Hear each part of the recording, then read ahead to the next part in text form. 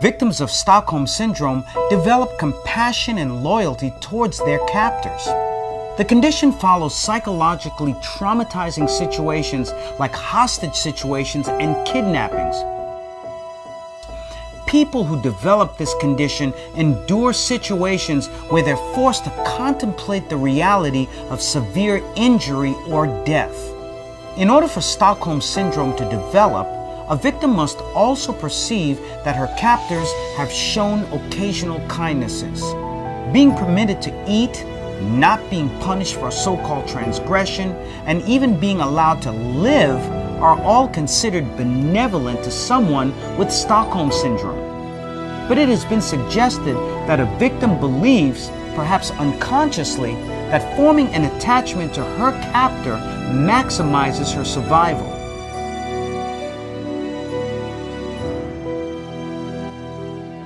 Today's topic is going to be called Christianity is an infection of Stockholm Syndrome. Today's topic is going to be called, I'm trying to figure out, Christianity is an infection of Stockholm Syndrome. Christianity is an infection of Stockholm Syndrome. All right? We're going to look up Stockholm because some of y'all don't know what that word means. Some of y'all don't know what that means. So we're going to go over that tonight. All right? Wikipedia is a public encyclopedia. It's easier to find information there. I had the definition there, so I'm going to use that. You can use other sources, but I want to use this more clearer. It's written clearer in this website here. So go to Stockholm Syndrome, Wikipedia. Yeah, Negro friendly, yeah. All right. It's going to be a calm night. Basic night, you know. Deep basics tonight. Nothing deep, nothing rough today.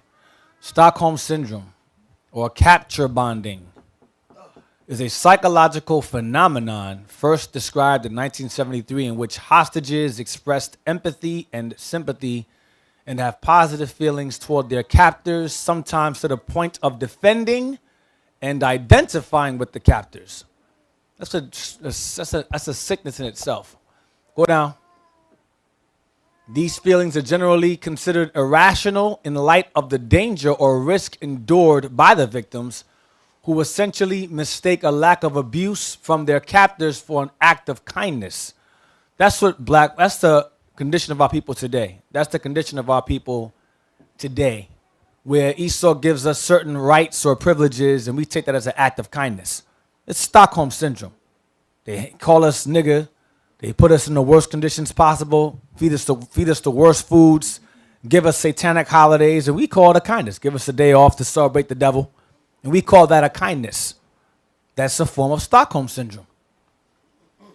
Let's jump down a little bit more. Go down. Further. Go back up. Go back up. Right there. It says, let me get to the point.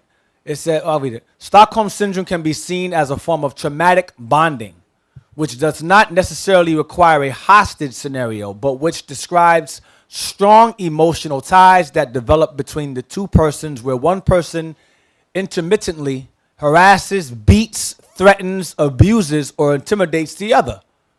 So, and our people fall in love with those people that do that. Traumatic bonding. One commonly used hypothesis to explain the effect of Stockholm Syndrome is based on Freudian theory. It suggests that the bonding is the individual's response to trauma in becoming a victim. So what we do is we take the violence and the evil perpetrated against us and try to reason and make it rational in our minds and to deal with it. That's what we do. We create our own excuses for it. That's what we do. It says, this is probably one of his. It says, identifying with the aggressor is one way that the ego or the mind defends itself. When a victim believes the same values as the aggressor, they cease to be perceived as a threat. So when you share the same beliefs as your aggressor or oppressor, they cease from being a threat to you. That's what Christianity was made for. That is Christianity right there. You want to say something, Deacon Alsop? That's what Christianity is. It says, when a victim believes the same values as the aggressor, or you can replace that with oppressor, they cease to be perceived as a threat. You no longer see them as your enemy. You see them as your God. You see them as your prophets. You see them as your brother. You see them as your sister, as your friend, as your role models, as your superhero. That's what you see them as. When you fall into Christianity. Christianity was made specifically to keep Negroes in a docile and complacent, happy state of mind while they are aggressively abused, intimidated, murdered, hung. That keeps them in line. Those of you who've seen the movie Nat Turner can understand what I'm talking about. Because Nat Turner was raised by his oppressor to learn the Bible. And when you watch it, I'll just give you a piece. The guy says he can preach well. The guy said, I don't care if he can preach well. I just want him to say what should be said. He didn't care about him preaching well. Just say what needs to be said. I don't care about no nigger preacher. That's what he was saying. So that movie, if y'all ain't see it, I suggest you go see it. I want to see it again. That movie is craziness. It's excellent. All right? It was true. There were certain things that he left out. He couldn't fit it all in there.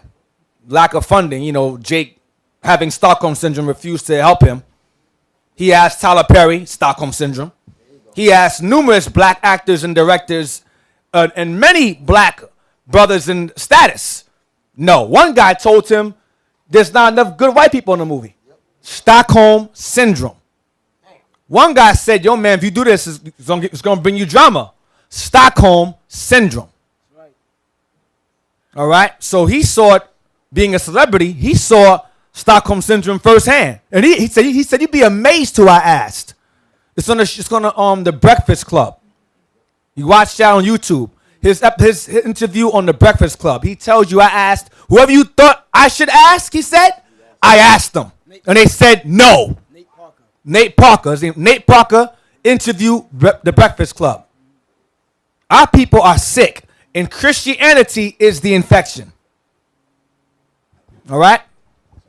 Yeah.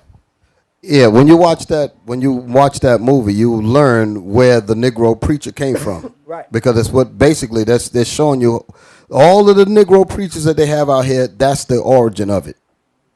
When you saw that, that's what I picked up. But as soon as I saw it, I said, this is where I already knew that anyway, but that's it. They show you that, they illustrate that clearly in the movie. Because they were taught, even the brother Nat in the movie, he said that he was told to teach certain parts of the Bible. Yeah.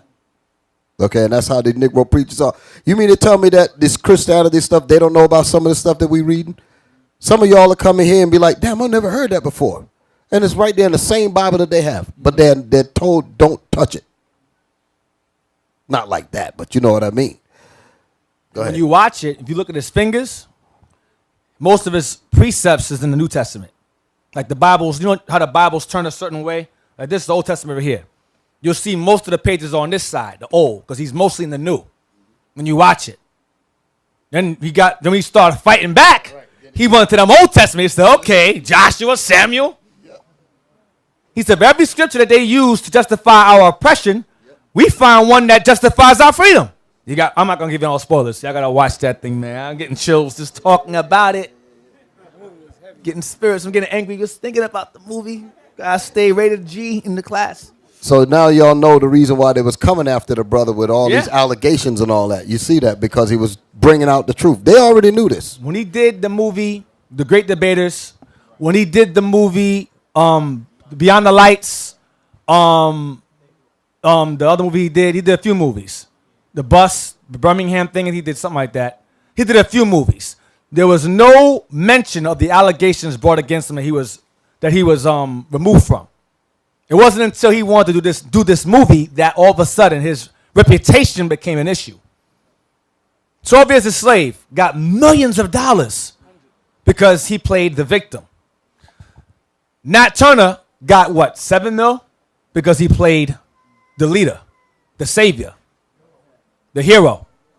No, we don't like that. No. And his own brothers told him that. His own brothers. Nah, it's not enough good white folks in the movie. He said, whoever, I can't believe he said that. Whoever you thought I should ask, meaning his own brothers in status, like him, he said, I asked them. He had to beg. He spent 100,000. He stopped doing movies. He stopped acting, so the income is gone. Then he said, I spent $100,000 of my own pocket just to start it up. Then he had to run around. He flew. He spent $4,000 flying from one place to the next to be told no. You imagine you paying a round trip ticket, $4,000 to be told no to go back home? If I'm not mistaken, he also used the equity in his home too. He did something with his mortgage. Something like that. Yeah. So all praises to the Most High using that brother to do that, moving his spirit to make that movie. All praises for that. Shout out, go out to him. Hopefully he gets his mind right and repents as well, because that was excellent. Very noble of him. Let's get Wisdom of Solomon 18 and verse 7. Because Christianity, this chapter and verse, these verses are the polar opposite of Christianity. The polar opposite. Christianity, as brings out the complete opposite of the Bible. Wisdom of Solomon 18 and verse 7. The book of Wisdom of Solomon, chapter 18 and verse 7. So of thy people was accepted both the salvation of the righteous and destruction of the enemies. Read again. So of thy people. So he said so of your people, thy people. Go ahead. Was accepted. Stop. Was accepted. Meaning we understood, we believed, we acknowledged during this deliverance from Egypt. Go ahead. Both the salvation of the righteous. We understood at this point the salvation of the righteous, meaning our people, Israel. Go ahead. And destruction of the enemies. That's what deliverance involves. The salvation of the victim and the destruction of the oppressor. That's what the Bible entails from beginning to the end. There is no enemies being saved along with enemies. That's not biblical. That's only found in Christianity. Where the white man tells you, yeah, nigga, I can be saved just like you. No, that's not biblical. That's evil as hell. That's Stockholm syndrome. And our people are trained through Christianity to embrace and to love our oppressor. No matter how hard he stabs us, how much he shoots us, how much he hangs us, how much he rapes us, love him anyway. He can be saved also. Both Jew and Greek. That's what you hear from these modern Christians today. So let me ask a question, because a thought just went through my mind. If you don't mind, just be very quick. The scriptures say in Luke that we should be saved from what? From what? Our enemies. So that's what the salvation is about, right? Saving us from our enemies, correct? In the Lord's Prayer, where did it say the kingdom of heaven was going to be at? On earth. So what is the problem? We're going to be here on this earth. And right now, we have enemies that are with us. So if we're asking to be delivered from the hand of our enemies, how in the world is me and my enemy going to be looking for salvation? Standing beside each other. And I'm trying to get away from him. And we both talk about getting salvation. That makes no sense. And to come back on this earth and he be here again with us. What kind of salvation is that? That's like the rapist being saved with the rape victim. You gonna come and save both of them? From what? Both of them being raped at the same time? No, he's raping her. Or in some cases, raping him. A lot of cases, raping him. But you gonna save both? No. But Christianity teaches save both. God hates the sin and loves the sinner. No, God hates both. But Christianity says the opposite. Because Christianity is against the Lord. It's against him entirely. Read verse 8 again. Verse 8. For wherewith thou didst punish our adversaries. So for wherewith you punished our enemies. Go ahead. By the same thou didst glorify us. So we receive our glory when our enemies are destroyed. When they receive destruction. That's deliverance. Not us being saved with them. That's not in the Bible. Read. Whom thou hast called. Jump down to verse 10. But on the other side, when Israel was walking through the Red Sea, the Egyptians, is going into the history of the Egyptian deliverance during Passover. Go ahead. but on the other side there sounded an ill-according cry of the enemies. Because the enemies' children were dead. The Lord killed the firstborn of their children. So as we're leaving, our enemies, the Egyptians, are screaming and crying because their children are dead. Their baby boys and girls are destroyed. Go ahead. And a lamentable noise was carried abroad for children that were bewailed. That's what we heard. So as we're being delivered in happiness, the Egyptians is crying in sorrow and misery because their children were killed off. That's deliverance. We are to be happy and to enjoy that. It says to accept that.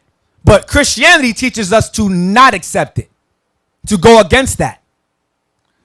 Go to 1 Maccabees 1. I'm going to show you that Christianity is Hellenism. It's modern Hellenism.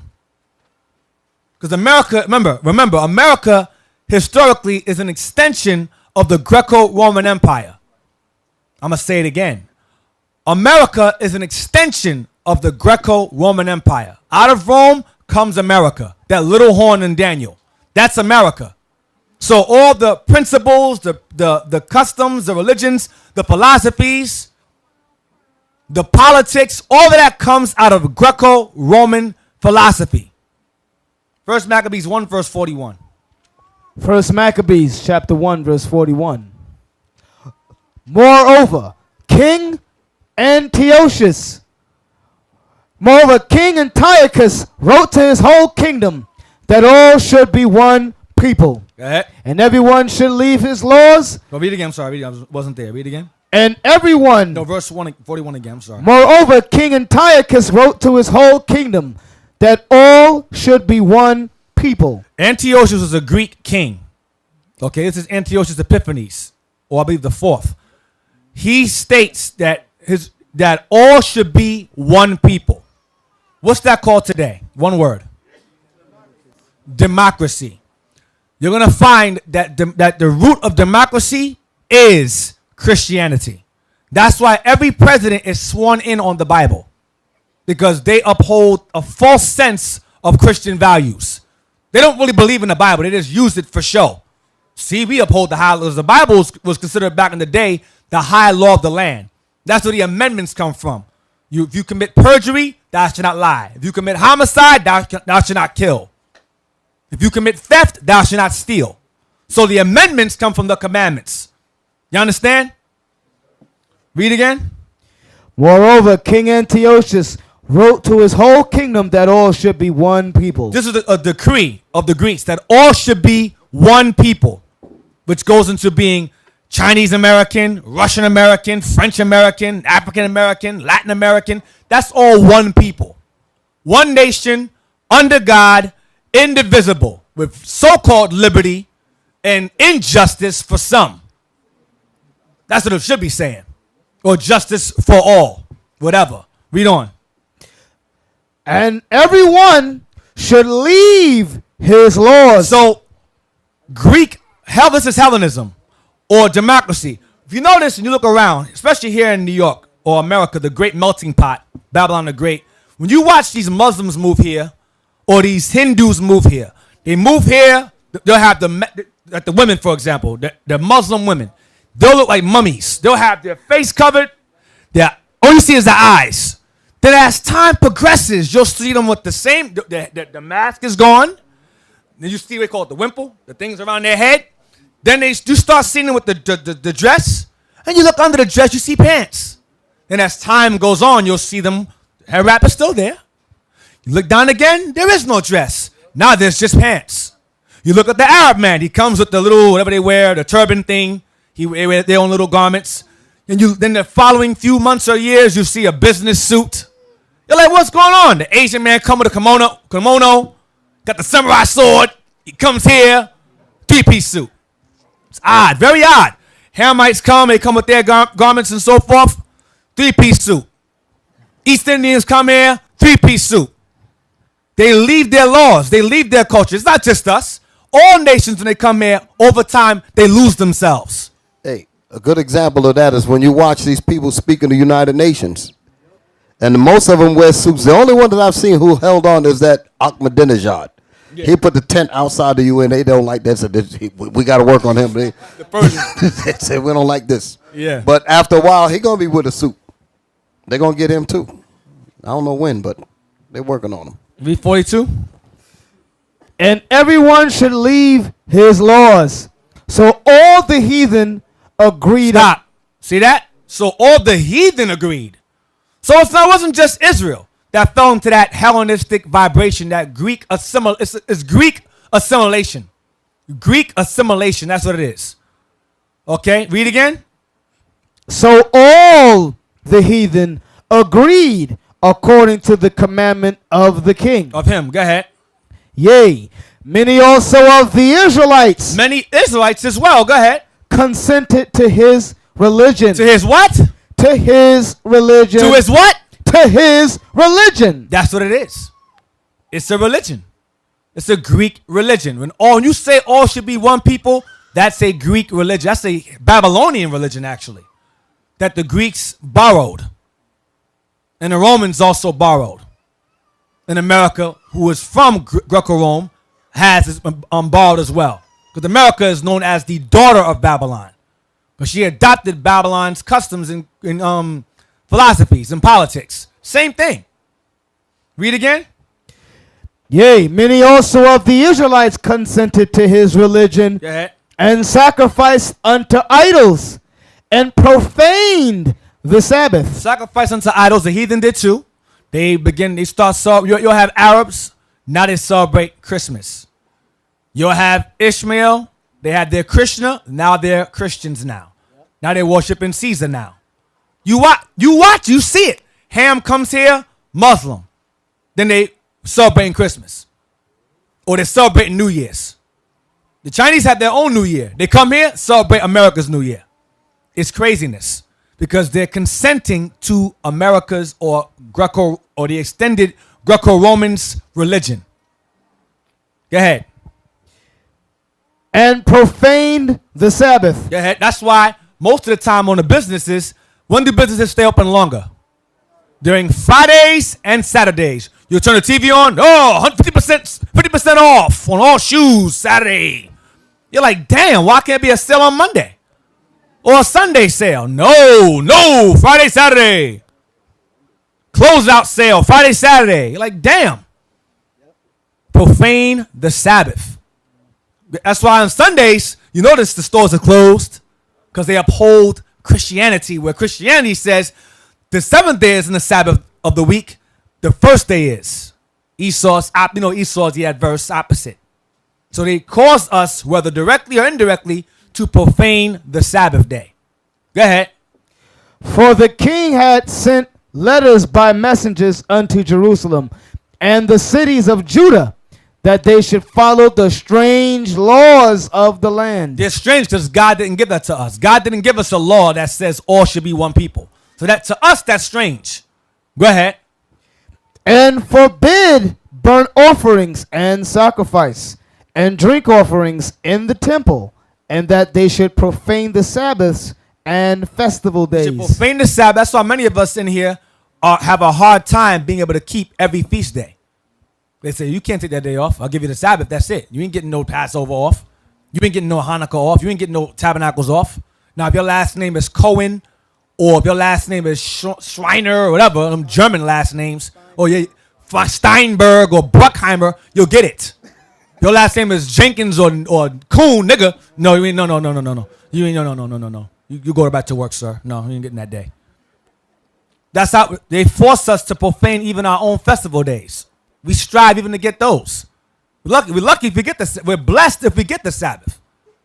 Go ahead. And forbid burnt offerings and sacrifice and drink offerings in the temple, and that they should profane the Sabbaths and festival days, and pollute the sanctuary and holy people. So this religion of the Greeks was to profane God's holy people, because the heathen who consented to it were already profaned them alone. But this law that Antiochus or Antiochus established was specifically aimed at profaning God's holy people. And Christianity is the same thing. All nations, Christianity is the number one religion on the earth. Islam is second place. But both target destroying our people. Both of them. Because if you notice, you go back in time, both religions were involved in our enslavement. What are the odds of that?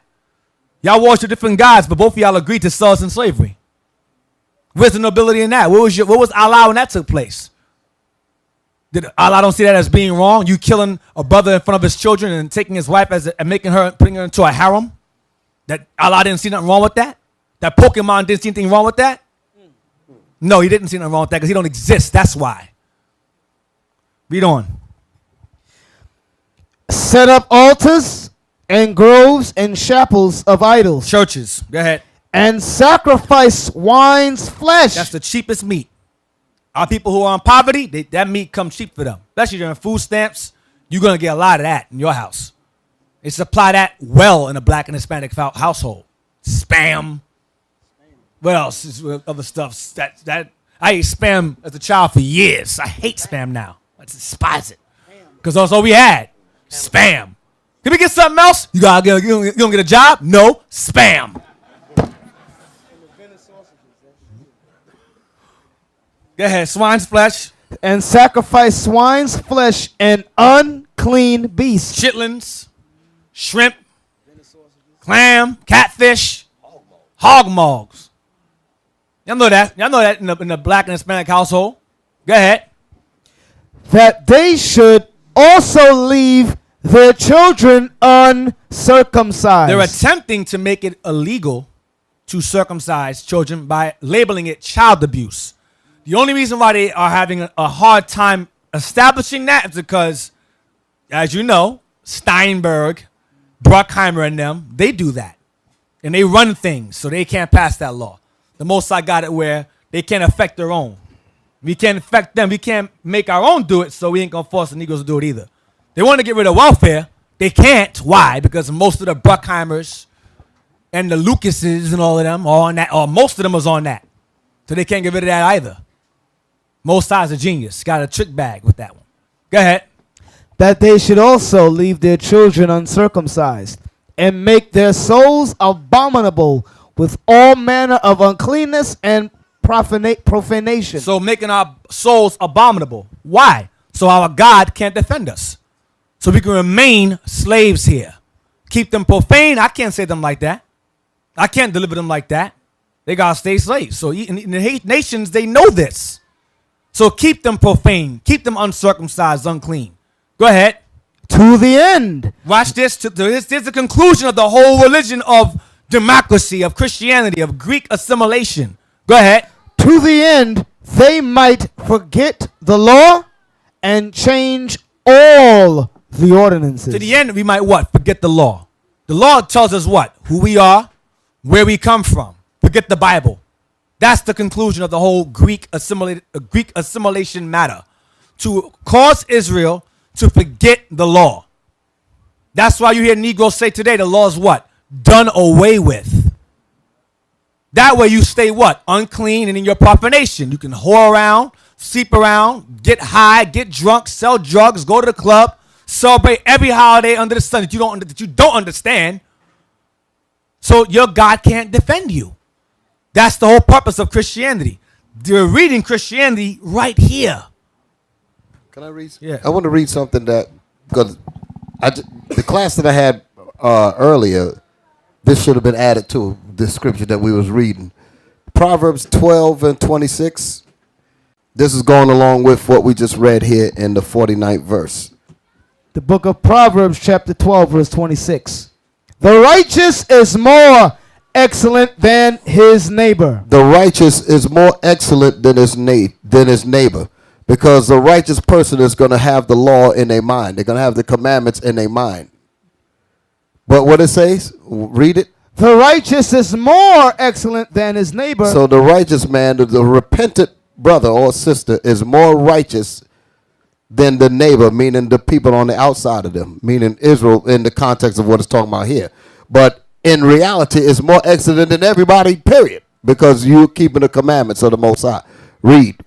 But the way of the wicked seduceth But them. the way of the wicked seduceth the righteous into wickedness by the constant barrage of evil that's constantly being brought to them.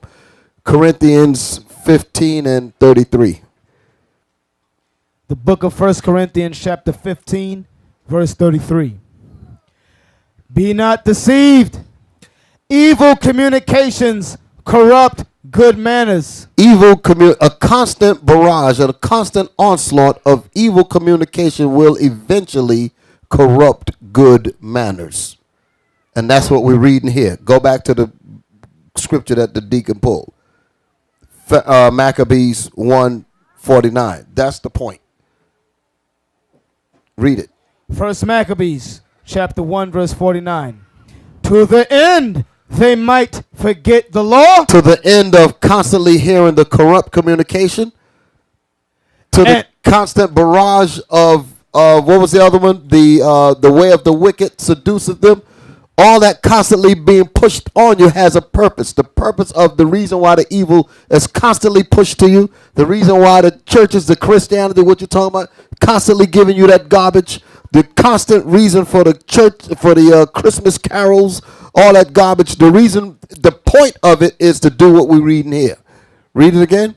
To the end they might forget the law. If you constantly in a situation where they're constantly bringing you pork chops, bringing you Christianity, bringing you evil communication and wickedness, after a while it will wear down your resistance.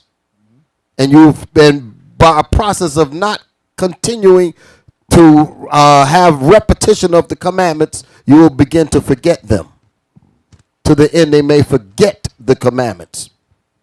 That's what it's talking about. Read it again and give it back to the deacon. To the end they might forget the law and change all the ordinances. And all of the laws of the Most High in their mind is changed. Now you read the law out the Bible. What they say, the laws are done away with. Where the hell you read that at? Where in the world does the Bible say that the laws are done away with? But in their mind, the ordinances have been changed into you could be anything. Do what you want to do. Whatever feels good. Do what you want to do. That's changing of the ordinances. That ain't the Bible. That's their mind. That's Christianity. Go ahead. Come as you are. That's the biggest mind spell ever. Christians, come as you are. Christianity tells you, come as you are, stay as you are. The Bible says, come as you are and become somebody better. But Christianity says, no. Stay as you are. What you are is fine. You're a man that feels like he's a woman. That's fine. God made you that way. Then what the Bible says, the Christianity says different. You're a woman that feels she's a woman. You're a woman that feels she should be a man. Christianity says that's fine. Stay as you are. It's madness. Get 2 Maccabees 9 verse 3. We're going to read the conclusion of this same demon that established this law. Let's read his fate in 2 Maccabees 9 and verse 3. Because our enemies don't acknowledge who we are until the Most High puts his foot in their behind. Then they understand then they recognize us. Then they understand. When we're docile and complacent and we believe what they believe, like it said in that Stockholm Syndrome definition, you share their values, they don't respect you. When you imagine a white man gets a gun, blows your brains out. Then you crying, oh, why you kill us? Then you go into his church and worship him as Caesar. They're not going to take you seriously. I wouldn't take us seriously. Don't make no sense. You complain about injustice against black folks at the hands of white people, then you go and celebrate Christmas. Then you go and celebrate Thanksgiving, and you pray to a white Jesus, and I should take you seriously? Seriously? I should take you seriously. That doesn't make any sense. That's why these nations do what they do to us. Because they've caused us to not be taken seriously. And Stockholm Syndrome has made it where we think that that's rational. It's not rational. It's an illness. 2 Maccabees 9 verse 3. But we're going to see what happens when the Most High steps in, how these heathens change their mind real quick. Watch this. The book of 2 Maccabees chapter 9 and verse 3. Now when he came to Ecbatane, news was brought him what had happened unto Nicanor and Timothy. You know about Nicanor. Nicanor is one of our feast days. We killed that dude, hung his head on the up for everyone to see. I love that history. You gotta read it on your own about Nicanor. That was one of his main men. He got put to death. He got angry. Go ahead. Then swelling with anger, he thought to avenge upon the Jews the disgrace done unto him by those that made him flee. Go ahead. Therefore commanded he his chariot man to drive without ceasing, and to dispatch the journey, the judgment of God now following him. So now he got word that his main men who he sent against us were killed. He says, you know one thing? I'm going to take care of this myself. Not realizing that the Most High had a judgment set for him on his way to attack us. Go ahead. For he had spoken proudly in this sort, that he would come to Jerusalem and make it a common burying place of the Jews. So he spoke that he was going to turn Jerusalem into a graveyard and bury all the Jews in Jerusalem. That was his thought process. Go ahead. But the Lord Almighty, the God of Israel, smote him with an incurable and invisible plague. Go ahead. For as soon as he had spoken these words, So as soon as he said, I'm going to turn that place into a graveyard, go ahead. a pain of the bowels that was remediless came upon him, and sore torments of the inner parts, and that most Meaning no cure. There was no cure. Remediless means no without remedy. Right. That's what it's talking about. and that most justly, for he had tormented other men's bowels with many and strange torments. So the Most High struck him with a pain in his stomach that was so bad there's no cure for it. And he did the same thing to other men. He would disembowel people. So it says unjustly, because he was doing the same thing he did to people's bowels, the Lord did to his bowels. Go ahead. Howbeit, he nothing at all ceased from his begging. So even in the midst of his pain and his bowels the Lord put in him, he still ran his mouth. This is how these Edomites roll. Read it again. Read again. Howbeit, he nothing at all ceased from his bragging. Right. I wanted to hear the word bragging. I heard Bragging. something else. Okay. Thank you. But still was filled with pride. Even in the midst of being in pain, he was still saying, I'm going to turn that place into a burial ground. I don't care. Even in pain. How prideful these Edomites are. Go ahead. Breathing out fire in his rage against the Jews, and commanding to haste the journey. But it came to pass that he fell down from his chariot. He was in such pain, he fell out of his chariot. Go ahead. Carried violently, And he bounced over the ground. Bow, bow, bow, bow. Getting dragged. Go ahead. so that having a sore fall, all the members of his body were much pained. He was in agonizing pain all over from that fall. Go ahead. As well as his stomach. Go ahead. And thus he that a little afore thought he might command the waves of the sea. This dude who thought he can control the water. Remember, he called himself Antiochus or Antiochus Epiphanes, meaning God manifest on earth. That's what he called himself. This godlike man is now in agonizing pain. Which are God powers now? Go ahead. So proud was he beyond the condition of man, and weigh the high mountains in a balance, was now cast on the ground and carried in horse litter, You got an ambulance, basically. Go ahead. showing forth unto all the manifest power of God, Go ahead. so that the worms rose up out of the body of this wicked So man. he had bruises, and worms came out of those bruises. Worms coming out of him. Go ahead. And whilst he lived in sorrow and pain, his flesh fell away. And his skin started to come off. His skin started peeling off now. Most High is jacking this guy up piece by piece. First he hit his bowels, gave him worms, now his skin took his skin off. Go ahead. And the filthiness of his smell was noisome to all his army. His army couldn't be around him because he smelled so bad. His body was rotting. Yeah, he was rotting. There's a rotten body. Yep. Most High's making him stink. Go ahead.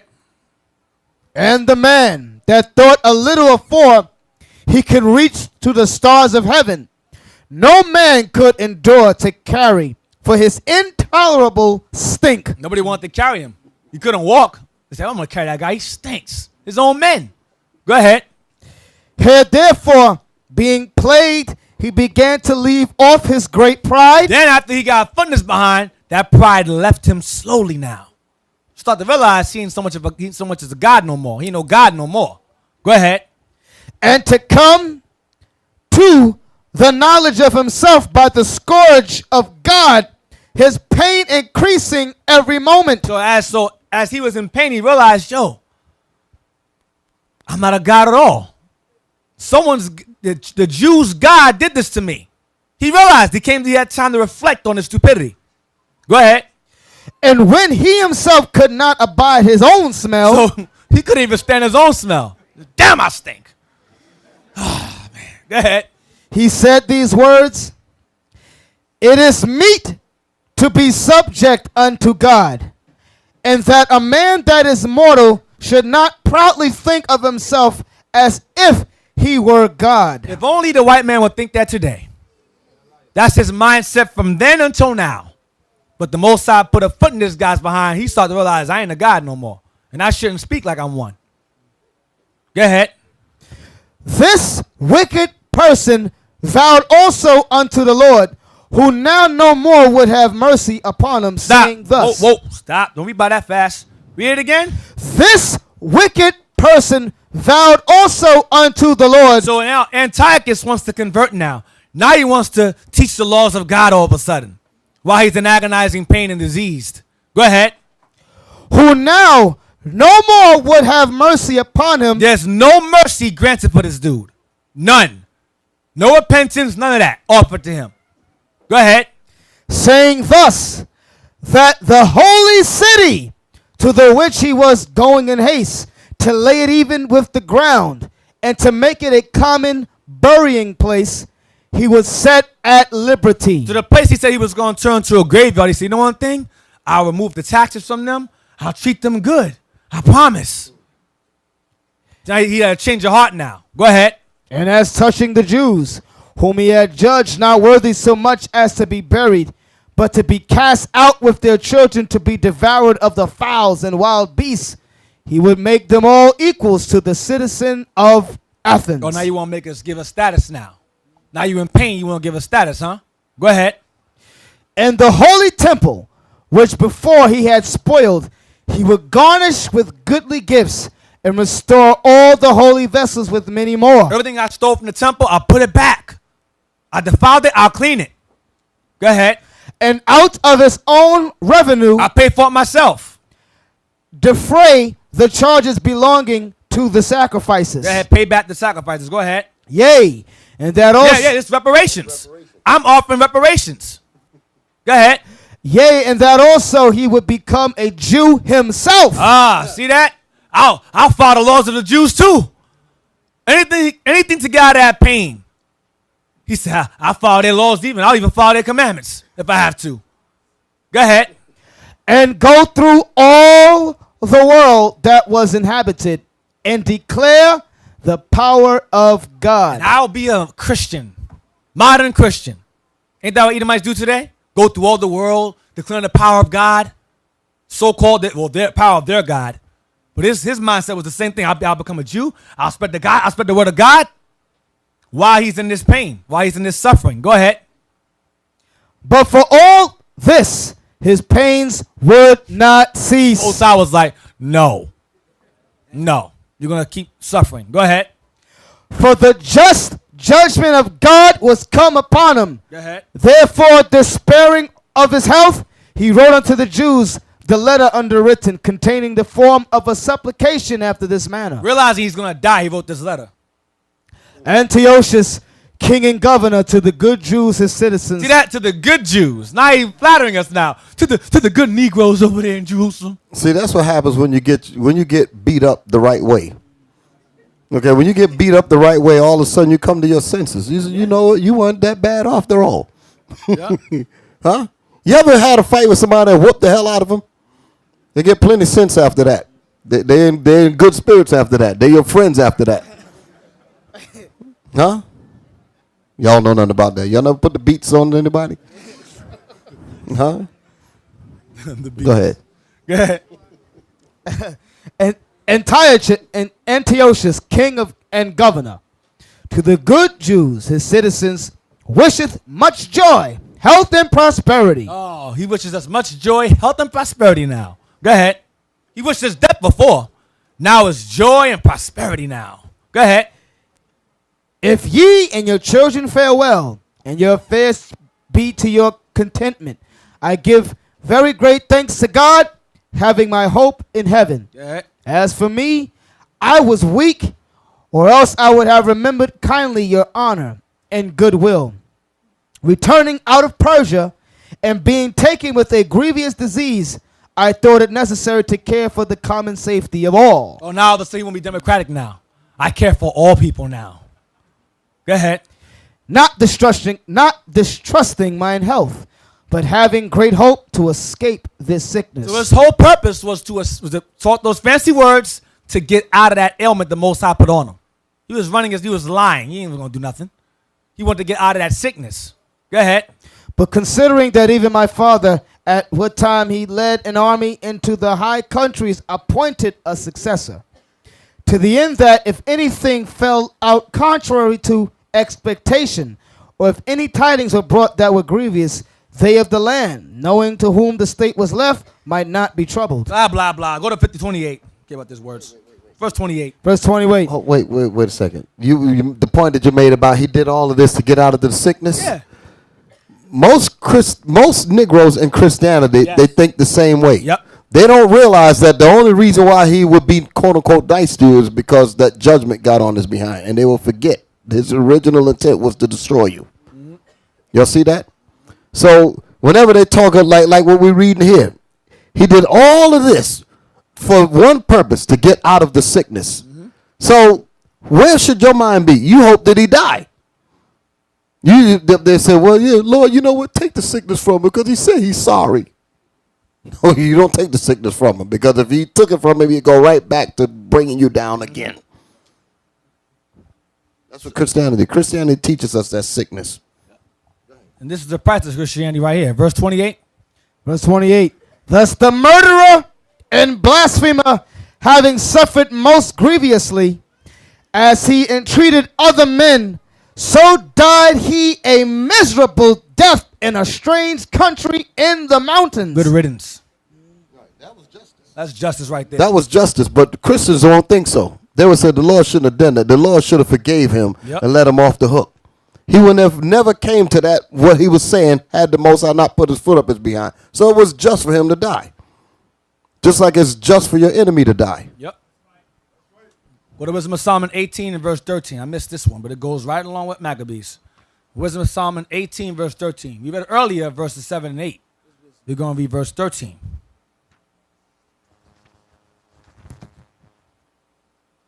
Wisdom of Solomon chapter 18 verse 13. For whereas they will not believe anything by reason of the enchantments. The Egyptians didn't believe Moses and Aaron because they had witches that did the same exact thing. So they didn't believe in the miracles of Moses and them.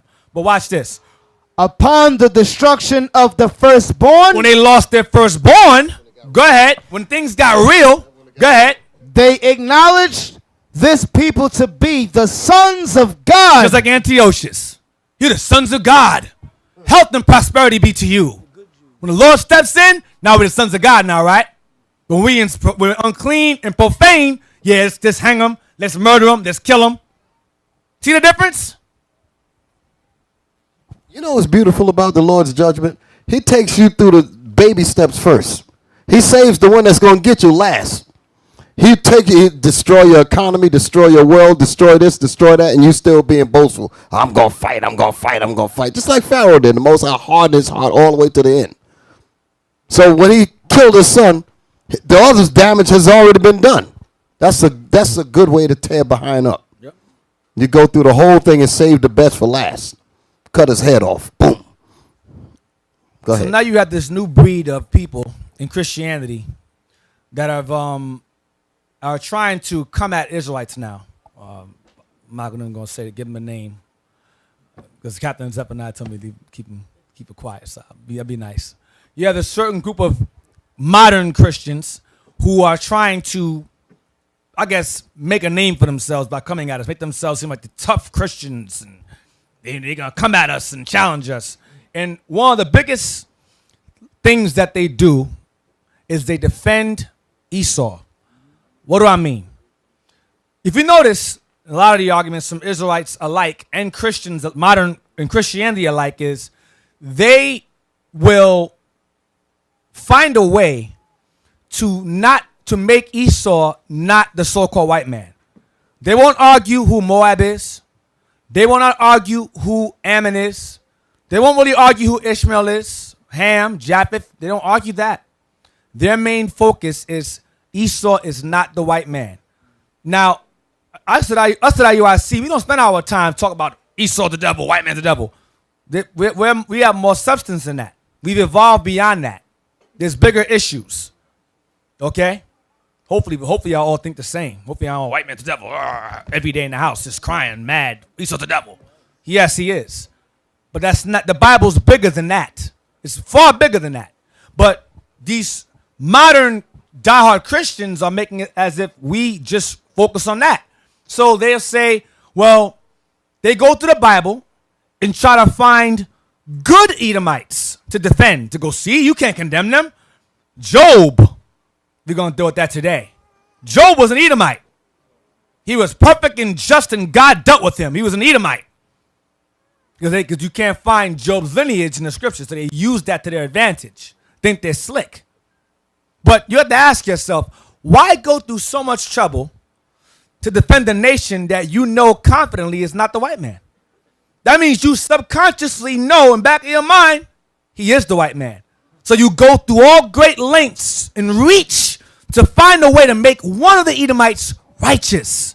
Stockholm syndrome. There you go, Stockholm right there. Stockholm syndrome. That's what it is. I think there's another term for it too, battered wife syndrome. Yeah, same thing.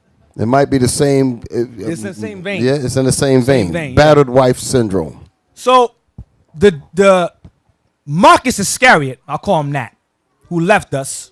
Marcus Iscariot, who left us, decided to join with this diehard Christian group that's out to get us somehow. I don't know why. They must be gluttons for punishment for that one.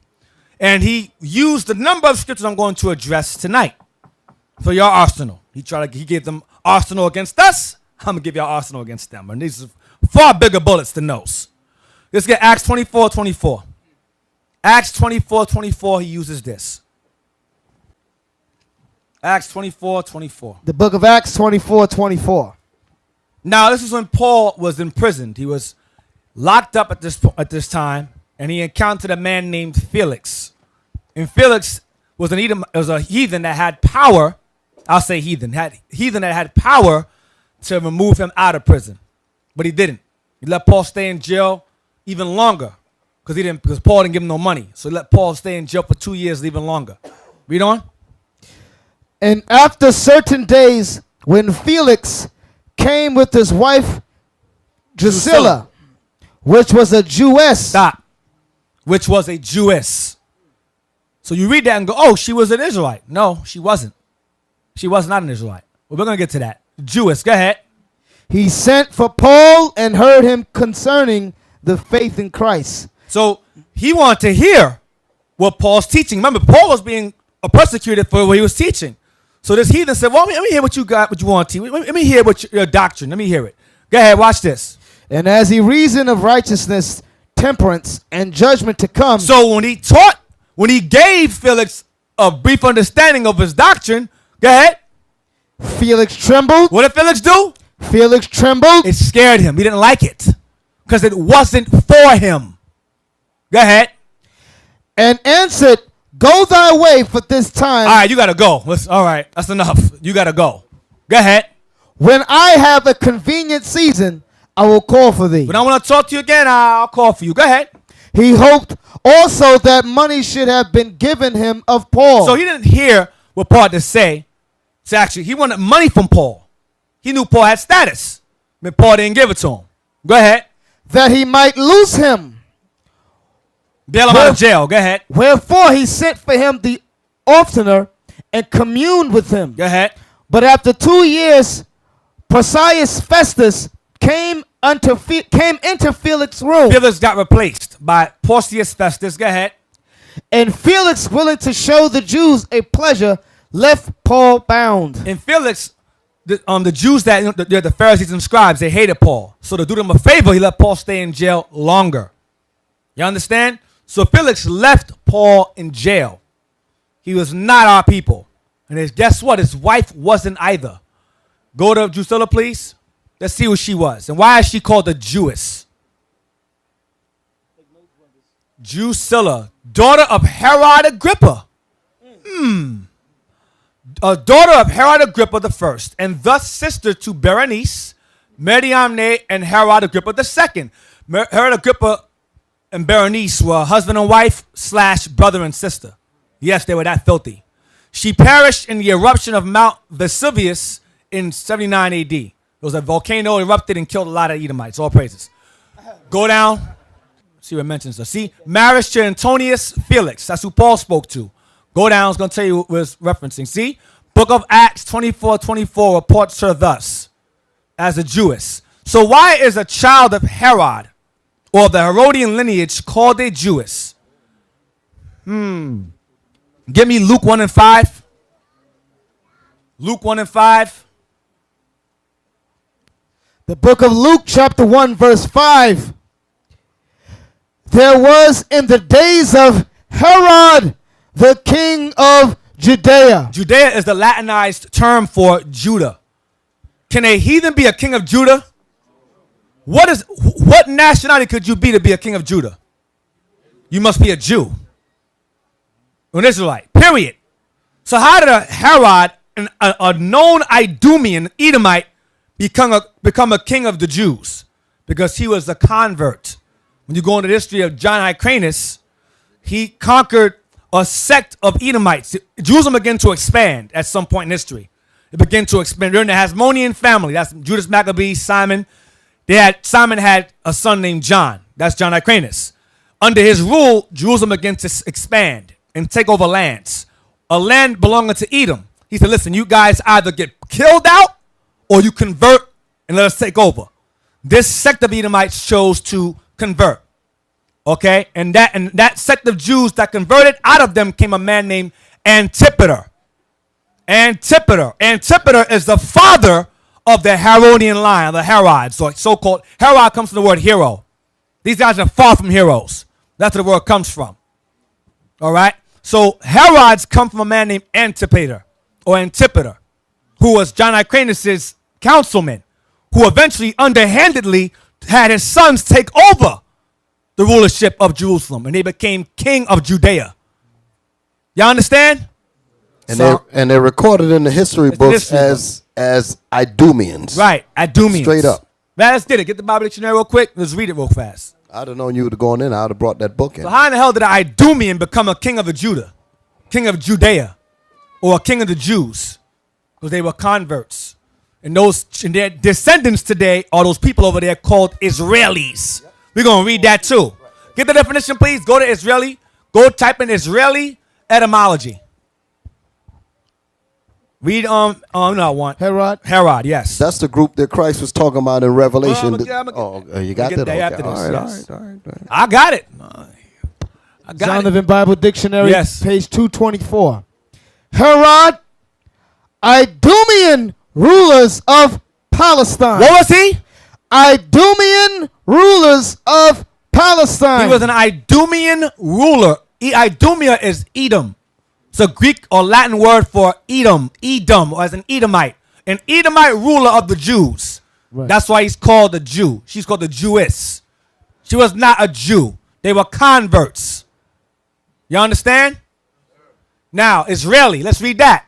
So the children of Herod, their descendants down the line, they eventually went into Khazaria. They moved to the mountains of Khazaria, Caucasus Mountains in South Georgia, Russia. And then eventually moved down. They were conquered by the Mongols and were forced out into the areas of Poland, where they became sheep herders. Then from Poland, they migrated up into Germany and Russia and so forth. Some remained in Spain. Y'all understand? Now, let's see what the word Israeli. You heard that word before? Israeli? Familiar with y'all? Israeli. Citizen of the state of Israel. It says Hebrew national designation.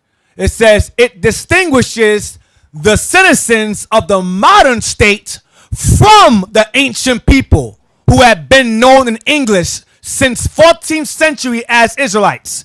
Israeli is a distinguishing of the two. If you're an Israeli, you're not an Israelite. You are a citizen of the land. You just live there. You ain't the people. You're a renter, an imposter, an illegal alien. Y'all understand that now? No, that's what they are. Israelis. Jewish is what Drusilla was, an Israeli also. Hey, that's so ironic, because I was talking to this Amalek. You know, I told him, I said, listen, I'm an Israelite. He said, oh, me too, I'm an Israelite. I said, no. I said, you are Israeli. Yeah, for real. That's what I told him. I said, you are Israeli, you are an Israelite. You know? But there's a big difference. When you're born in that land, the original people of that land, and the people that was put there is a big difference. You understand? Go back to that. I ain't finished. I want you to read what it says here. It says, citizen of the state of Israel. What year was that word established? 1948. When was the land established? 1948. Israel was established 1948. They made that word up. That's a new word, Israeli. That's nowhere in the Bible.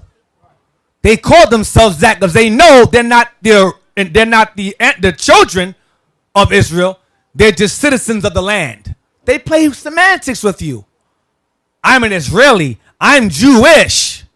They play semantics.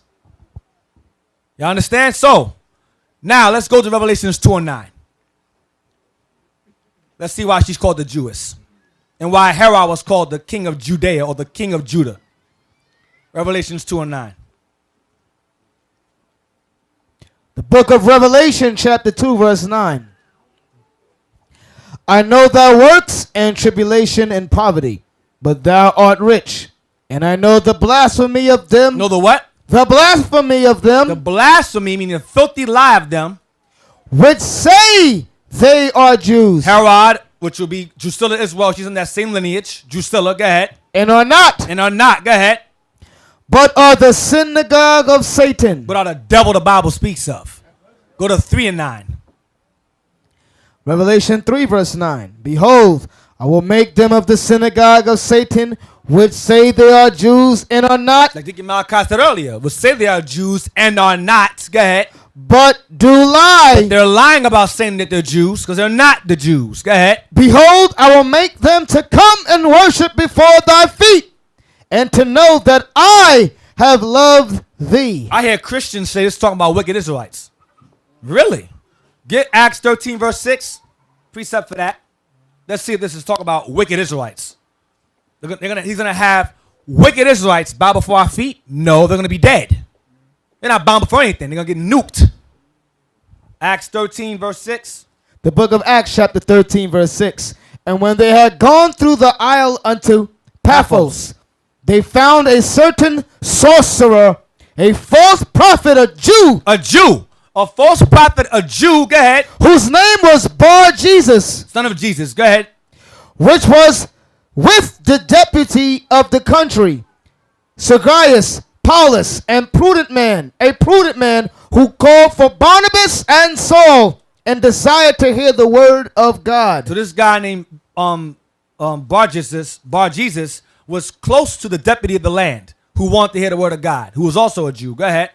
But Eliamus, the sorcerer, that's his name. Elamias is the same guy. Go ahead.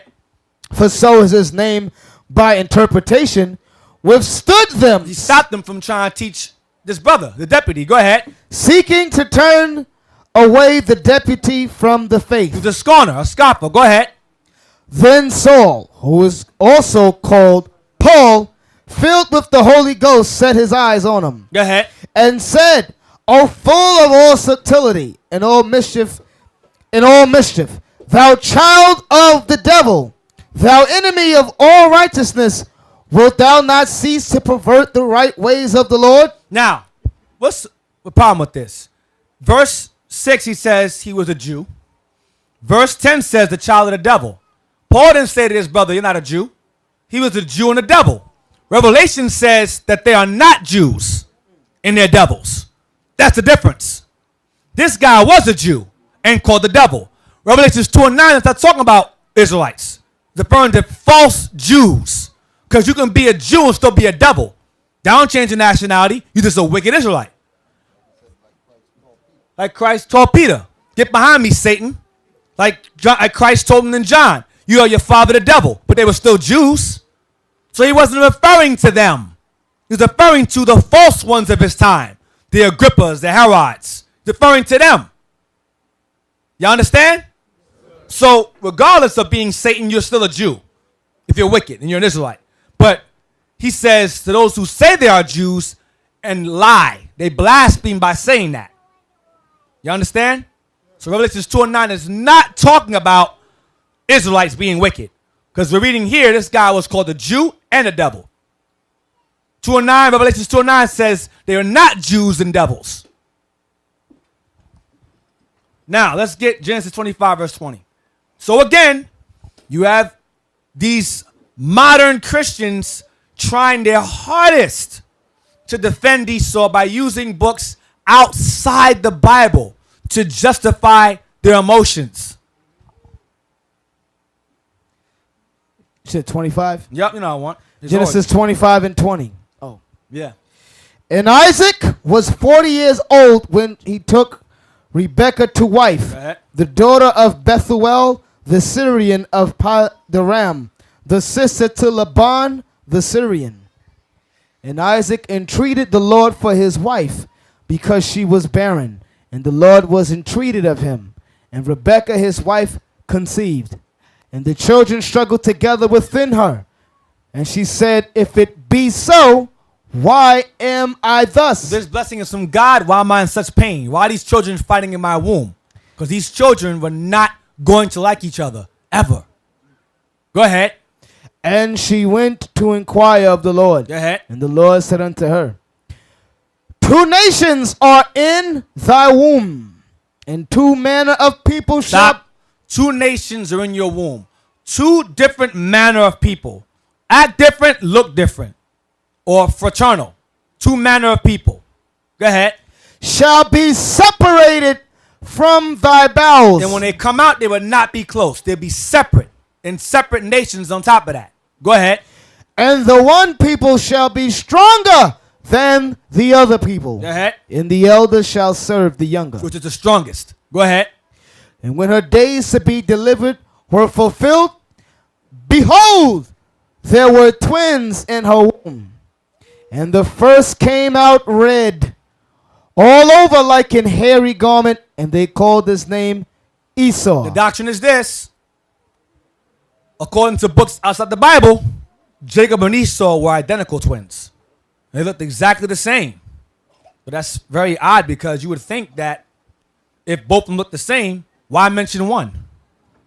Why mention one of them at all? If they both look identical, why mention even the other one? What's the point of that? If both of them looked exactly the same, is there a reason to mention one is red and hairy all over if both of them look exactly the same? So obviously one looked odd. This is the first time color is mentioned in the Bible regarding someone's features, physical features. I'm going to say it again. This is the first time someone's physical features are mentioned biblically in Genesis. You understand? Because this child looked odd. He was abnormal from everybody else. Red and hairy. Go ahead. And the first came out red, all over like an hairy garment, and they called his name Esau. Go ahead. Called his name Esau. Now, that's the origin of Esau. That's how he came into the world. Red and hairy. Jacob is not described. Why? Don't call out. Don't call out. Don't call out. Why isn't Jacob described? Oh, new hand. You. Yes, stand up. Just say your names. I'm going to say you until... Not you, brother. Behind you. Behind you. Brother behind you. Yes. Azrael. Azrael, okay. Because he looked like everybody else. Yes. He looked normal. He looked normal. That's why he's not described. Esau looked different from everybody else. All right. Now, let's jump down to verse 30. Okay. Before you move on, and this is heavy, right? If what we just read there in Genesis 25 and 25, if that don't explain who Esau is, or if that's not Esau, if that's not the so-called white man, Go to the Bible. This is what you ask them. Go to the Bible and show me who is the white man today. I bet you they can't. They going to try to go to Japhet? Yeah. Man, that's the old school Israel. I'm talking about these Christians. They do that too. Oh, they do that too? Well, they bugging. They sharing notes. How they gonna go to Japhet? How they gonna run to Japhet? Japhet and his two brothers, who you had Ham, Shem, and Japheth. When they were born, did it mention anything about their color? No. So all the people of Japheth, Ham, and Shem were all black. Just like you pointed out, the only one that was mentioned concerning color during birth was Esau. So these Negroes can't run. They're sick selves. Go ahead, man. Stockholm. That's that empathy. I'm a defender condemned nation because I know in the back of my subconscious that's the white man. I'm not going to tell you that, but I know for certain that that's the white man. So we'll just find scriptures to defend him and save him and make good ones out of him when there are none that are good of him. Read on, 26. And after that came his brother out, and his hand took hold on Esau's heel. We're going to deal with that later. After that came his brother out, who's not described, by the way, and grabbed on his heel, his red, hairy heel. Go ahead. And his name was called Jacob. And Isaac was 80 years old when she bare them. Took them 20 years, and he finally had twin boys. He was 60, at this time, he's 60 years old. He asked for him at 40, he had him at 60. Go ahead. And the boys grew, and Esau was a cunning hunter. A cunning hunter. Go ahead. A man of the field. Always in the field, messing with animals. Go ahead. And Jacob was a plain man, Homeboy, chilling in the tents. Go ahead. dwelling in tents. We don't do that. We don't hunt animals. That's not what we do. We don't kill animals to their extinct. We don't hunt people to their extinct. We don't do those things. You reading their characteristics right there. Don't they like to hunt? They go and get deer piss and put out all on them, make them smell like the animals and all that, to attract the deers and all that. Yeah. Let me ask you a question. What happened to the killer whale? Is it almost extinct? Is that the hands of black people? What happened to the bald eagle? Is it almost extinct because of us? No. I wonder who's doing that. It damn sure ain't black folks out there hunting. Yo, Tyrone, get that killer whale over there, man. Nah, B, I ain't getting nothing. We don't do that stuff. That's not our manner. Two manner of people. We don't do those things. Look at the great white shark. He's white like me. We don't do that stuff. Going in a cage with a scuba gear, messing with sharks. We don't do those things. They're in the field all the time. They have a show called Something Hunters. Crocodile Hunter. Irwin got stabbed by a damn stingray. You would think he would know it's a stingray. Don't get stung by the stingray. But this is what they do. This is their manner. We don't do things like that. And if there is, show me a nation of dark people that run around doing that. Since Esau is black and everybody else, show me. Show me some black Romans. Because Esau is the forefather of the Roman Empire. That's history. That's clear history. Common knowledge. Esau is the forefather of the Roman Empire. Romans are Italians. Are Italians Negroes? No. Were Italians hanging Negroes from trees? Yes. Did they own Negroes? Did they kill Christ on that cross? Yes. They became Spaniards. They became your Columbus, your Hernan Cortez. They became your Portuguese. They became your French. These are all Spaniards. Those are not black folks. Read on. And the boys grew, and Esau was a cunning hunter, a man of the field. And Jacob was a plain man dwelling in tents. And Isaac loved Esau because he did eat of his venison. Esau was the lively one. He was the one that brought the meat home. So you respected him more. Go ahead. But Rebekah loved Jacob. Because the Lord spoke to her and told her regarding the two boys, who he was going to deal with. Go ahead. And Jacob sowed pottage, and Esau came from the field, and he was faint. Go ahead. And Esau said to Jacob, feed me, I pray thee, with that same red pottage, Uncooked meat. for I am faint. Therefore was his name called Edom. Because he was the same color as that red meat. So the Lord said, you know what? His name is Edom, like that meat he wants to eat. Edom. Because he remained red in adulthood. He didn't change. He stayed that way, red and hairy. Go ahead. I heard an Edomite read that, and he didn't use the term meat. He said lentils. No. Y'all know what I'm talking about? He used the term lentils. What color lentil beans? That ain't what made it red. If you cook meat, what color does it get? So what color was the meat? Because the lentil beans ain't gonna be red. So what's red?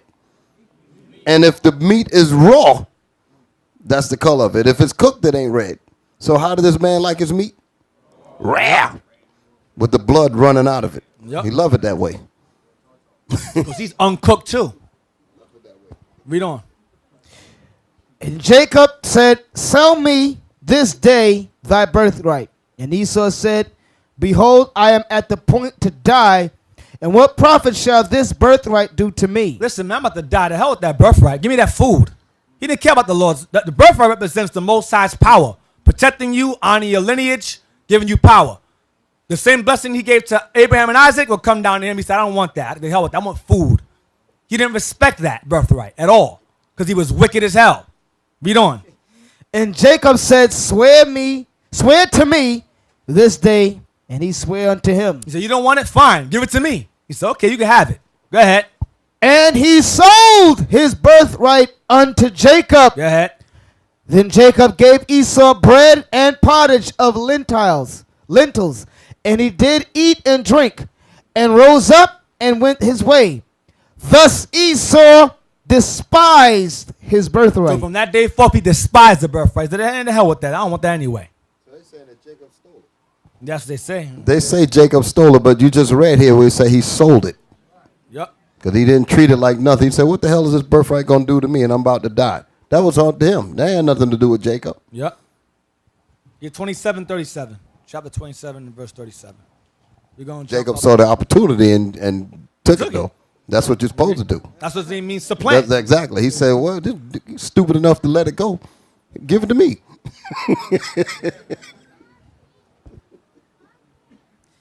Genesis 27:37. No, verse 36. Watch this. He's going to say it. 36. And he said, is not he rightly named Jacob?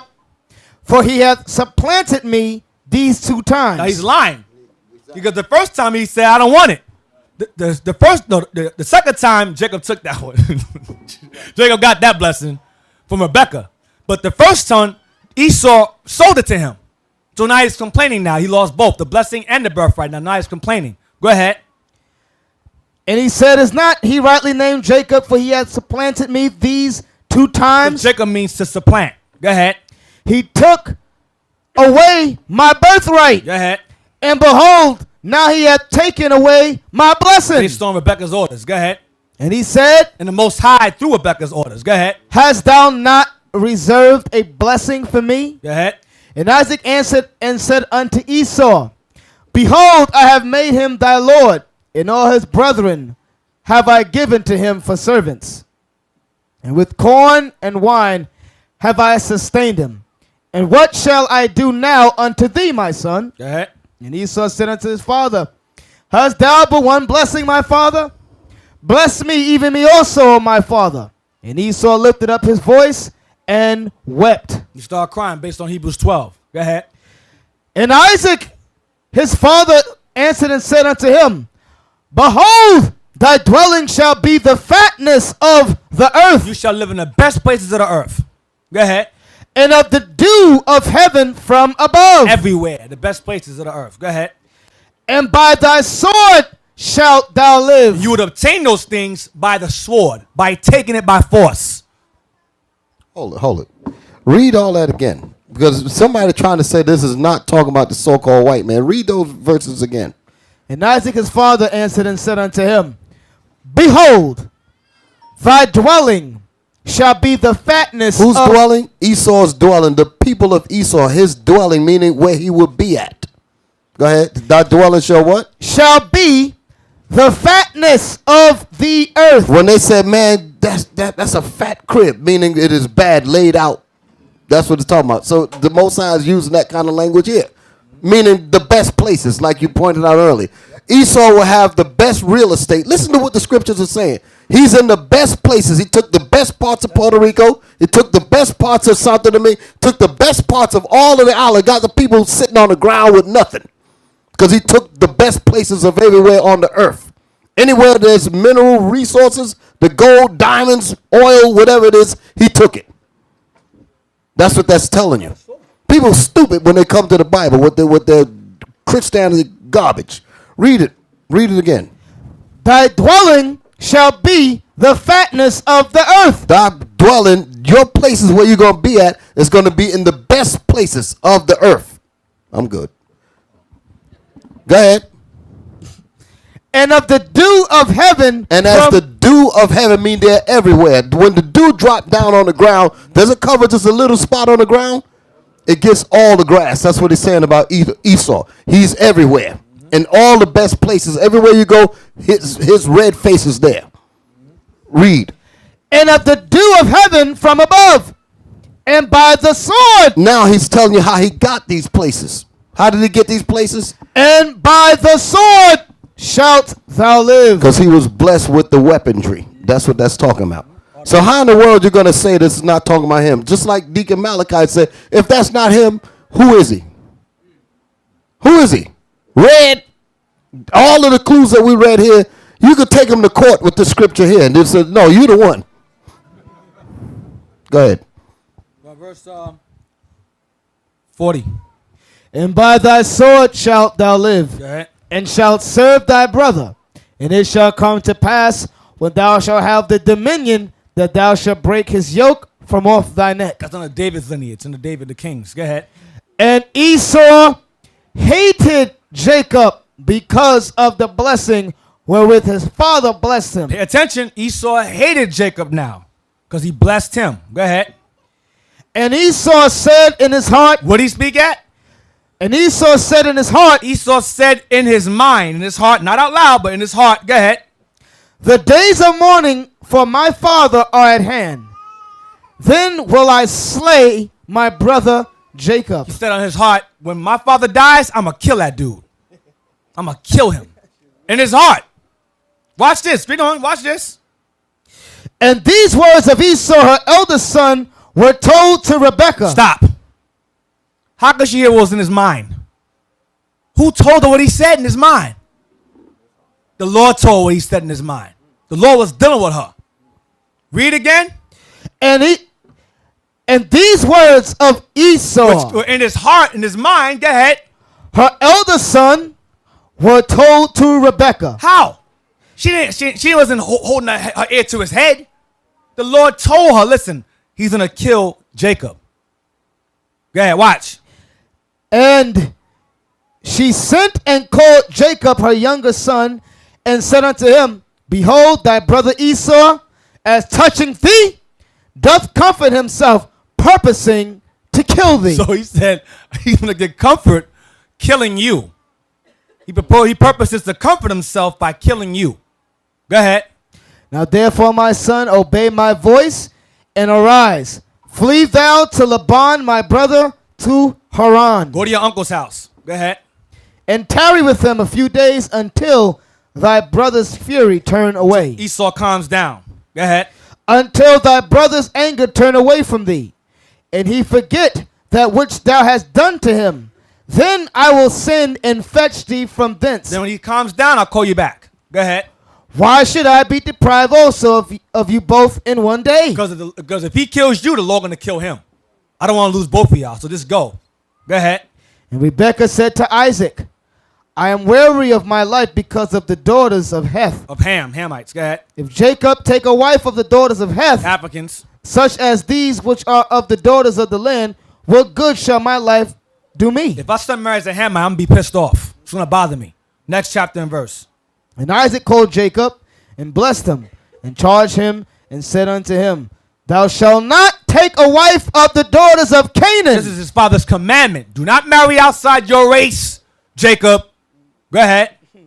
Arise, go to Padan Aram. Padan Aram, plain of Syria.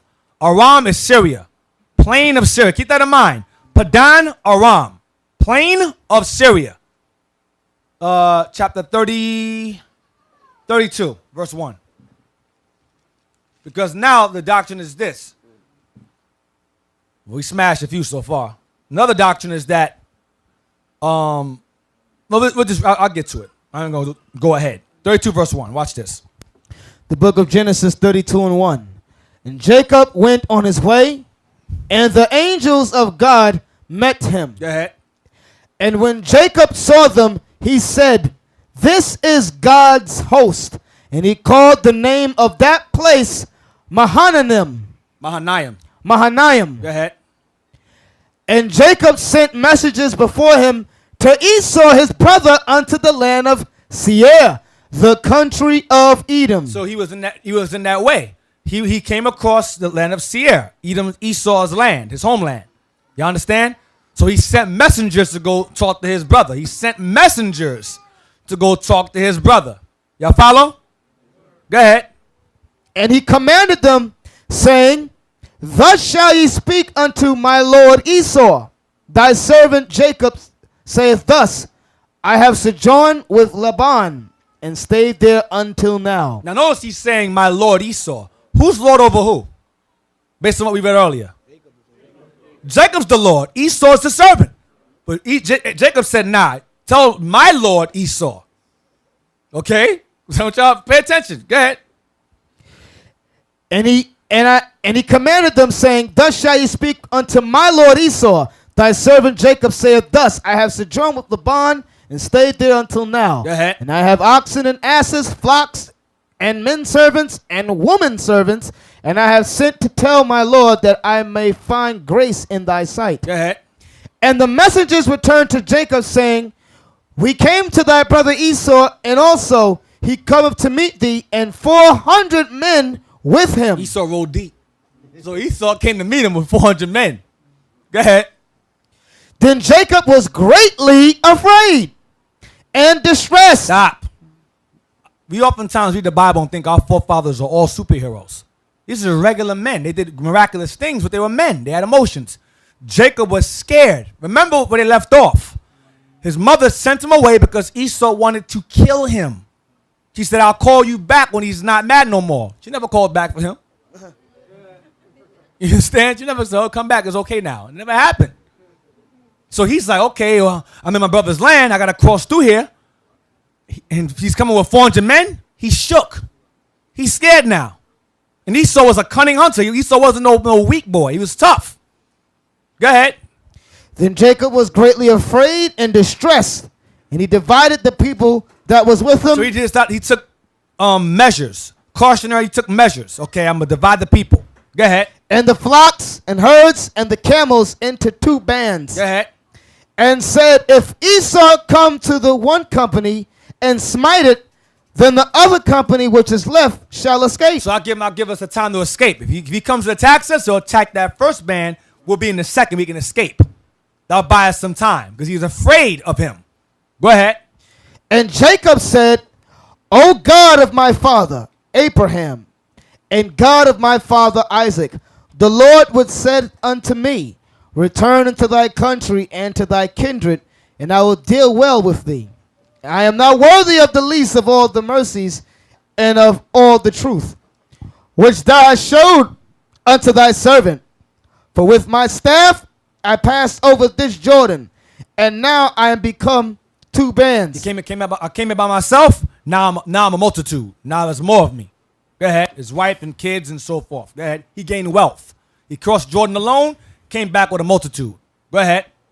"Deliver me, I pray thee, from the hand of my brother, from the hand of Esau, for I fear him. So yeah, he's saying it. For I fear him. Go ahead. Lest he will come and smite me and the mother with the children. And kill my family. Go ahead.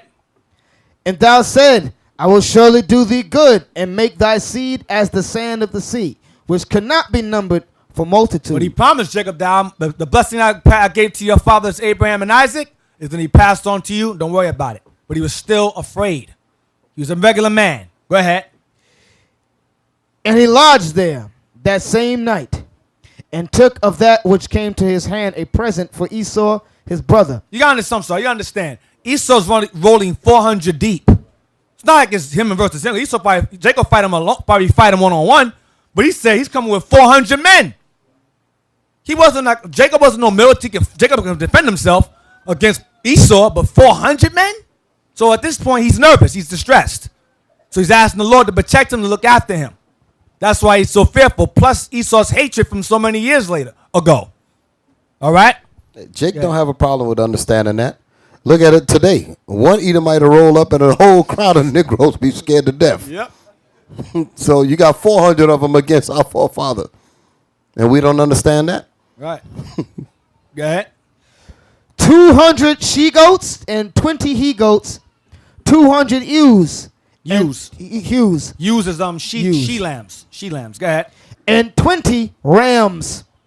30 milk camels with their colts, 40 kine and 10 bulls, 20 she-asses and 10 foals. This is like money. So he's like a briefcase of money. Give him some of this money. It'll calm him down. Give him some of this. So he's trying to keep Esau calm. Go ahead. And he delivered them into the hand of his servants.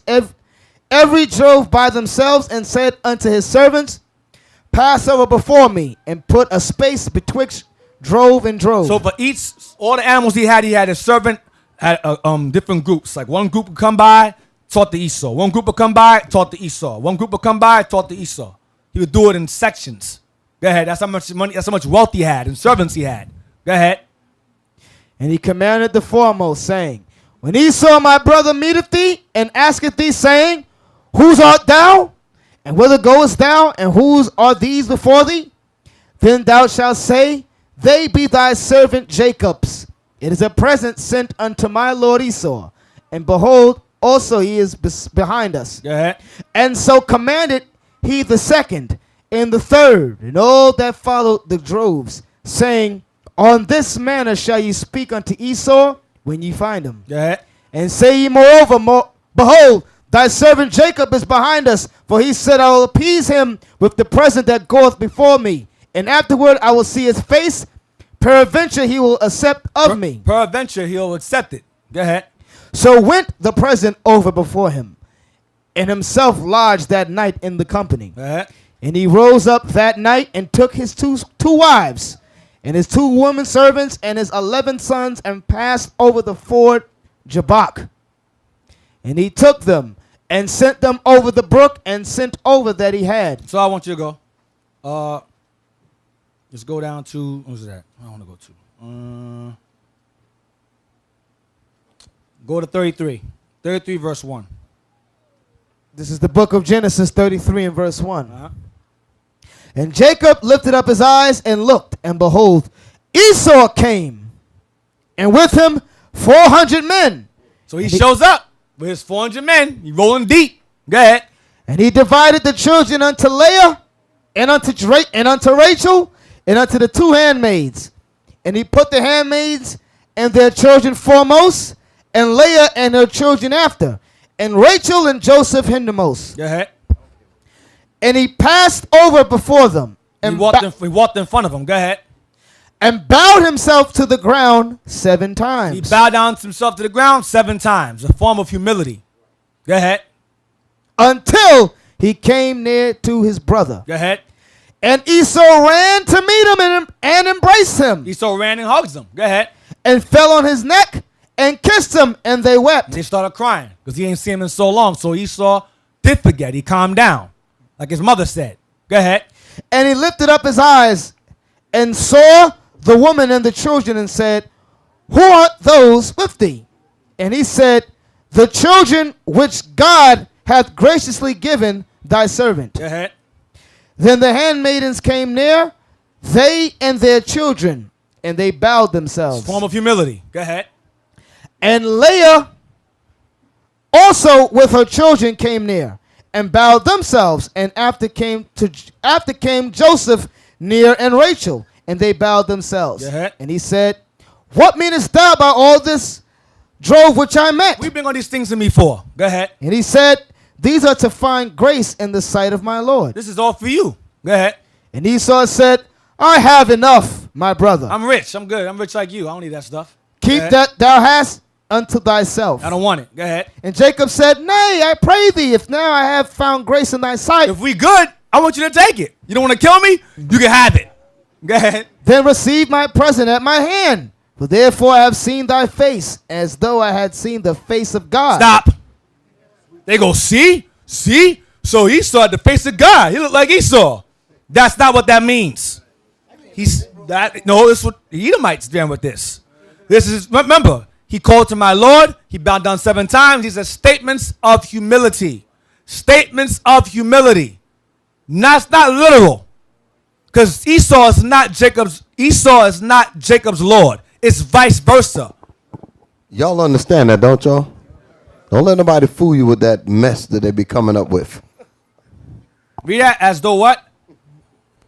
As though I had seen the face of God, and thou was pleased with me.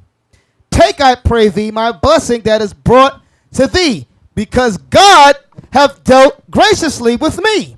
And because I have enough, he urged him, and he took it. So he urged him, and he says, all right, fine, I'll take it. And he takes it. So now, I'll give an example. He says, I've seen your face as a face of God, right? Let's get Esther in the Apocrypha, chapter 15, verse 6. Now, Mordecai sent his cousin Esther to help to basically save us from Haman's order, who was under the king to have the Jews killed off. So she was the only one that can get close enough to the king to convince him to not allow the Jews to be killed off. Y'all understand? Her cousin Mordecai sent her, who was now the queen, to speak to the king on behalf of her people to not have us killed off. So in the midst of doing this, certain things took place. One, like Jacob, she was scared out of her mind. Esther 15. What verse? 15 verse 3. Give me a second. Verse 6. Esther 15 and 6.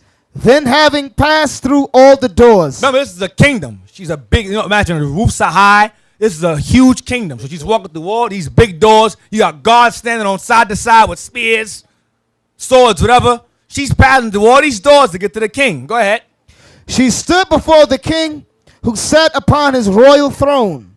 It was clothed with all his robes of majesty, all glittering with gold and precious stones, and he was very dreadful. Go ahead. He was scary as hell. Go ahead. Then lifting up his countenance that shone with majesty, he looked very fiercely upon her. Why? Because there was an order. You cannot show up unless the king calls you. She came outside that order. So he gave her that look. What the hell are you doing here? He gave her that look, and she was like, oh, she fainted. She could not take it. Let me give you an example of what kind of fear comes on you when you have to deal with a situation like that. You walking through a gauntlet of military men that are at the beck and call of the king. The king could at any moment say, put him to death. And you dying. So you got to be very careful. You got to think exactly how you're going to make it through all the way up through that thing to get to this king. Y'all follow me? All right. Go ahead. He looked very fiercely upon her, and the queen fell down and was pale. And she was scared. Go ahead. And fainted, and bowed herself upon the head of the maid that went before her. Then God changed the spirit of the king into mildness. The Lord moved this king's spirit to calm down, like he did Esau. There you go. Same thing he did to Esau, made him calm. Go ahead. Who in a fear leaped from his throne and took her in his arms, till she came to herself again, and comforted her with loving words, and said unto her, Esther, what is the matter? I am thy brother. Be of good cheer. Thou shalt not die, though our commandment be general. Come near. So the commandment is I should have you killed. Don't worry about it. What's wrong? Go ahead. And so he held up his golden scepter and laid it upon her back and embraced her and said, Speak Laid it unto upon me. her neck. Excuse me, upon her neck. Meaning he gave her permission to now speak to him. He has to lay his scepter upon you to receive, to talk to him. Go ahead. And embraced her and said, Speak unto me. Then said she unto him, I saw thee, my Lord, as an angel of God. You know damn well he no angel of God. She said, I saw thee, my Lord, as an angel of God. Go ahead. And my heart was troubled for fear of thy majesty. And my heart was troubled because you're so glorious. That's flattering. Words of humility. Right. Just like Jacob. I saw you as a face of God. It's the same thing. She's not literally saying to him, he looks like an angel of God. She's not saying that. Persians do not look like angels of God. Persians look like Persians. All right? So that's what that means. Let's get past that. So scratch that nonsense. 1 Samuel 14:47. 1 Samuel 14, verse 47. So Saul took the kingdom over Israel and fought against all his enemies on every side, against Moab and against the children of Ammon and against Edom and against the kings of Zebah and against the Philistines, and whithersoever he turned himself, he vexed them. So Saul became our king and gave the heathens hell in the process. Next verse. And he gathered in hosts and smote the Amalekites and delivered Israel out of the hands of them that spoiled So them. he smote Amalek. Gonna get chapter 15 and verse 2. Watch this. Thus saith the Lord of hosts, I remember that which Amalek did to Israel, how he laid wait for him in the way when he came up from Egypt. Read it again. Thus saith the Lord of hosts, I remember that which Amalek did to Israel, how he laid wait for him in the way when he came up from Egypt. So he says, I remember when Amalek came against Israel when we came out of Egypt. They were the first nation to attack us when we came out of Egypt. Esau forgot. He forgave Jacob. But his descendants did not forget. They maintained that hatred from Esau until now. They maintained it. You understand? So the Lord said, I remember when Amalek, Esau's children, came against you and attacked you. Get Deuteronomy 25, verse 17. Deuteronomy 25, verse 17.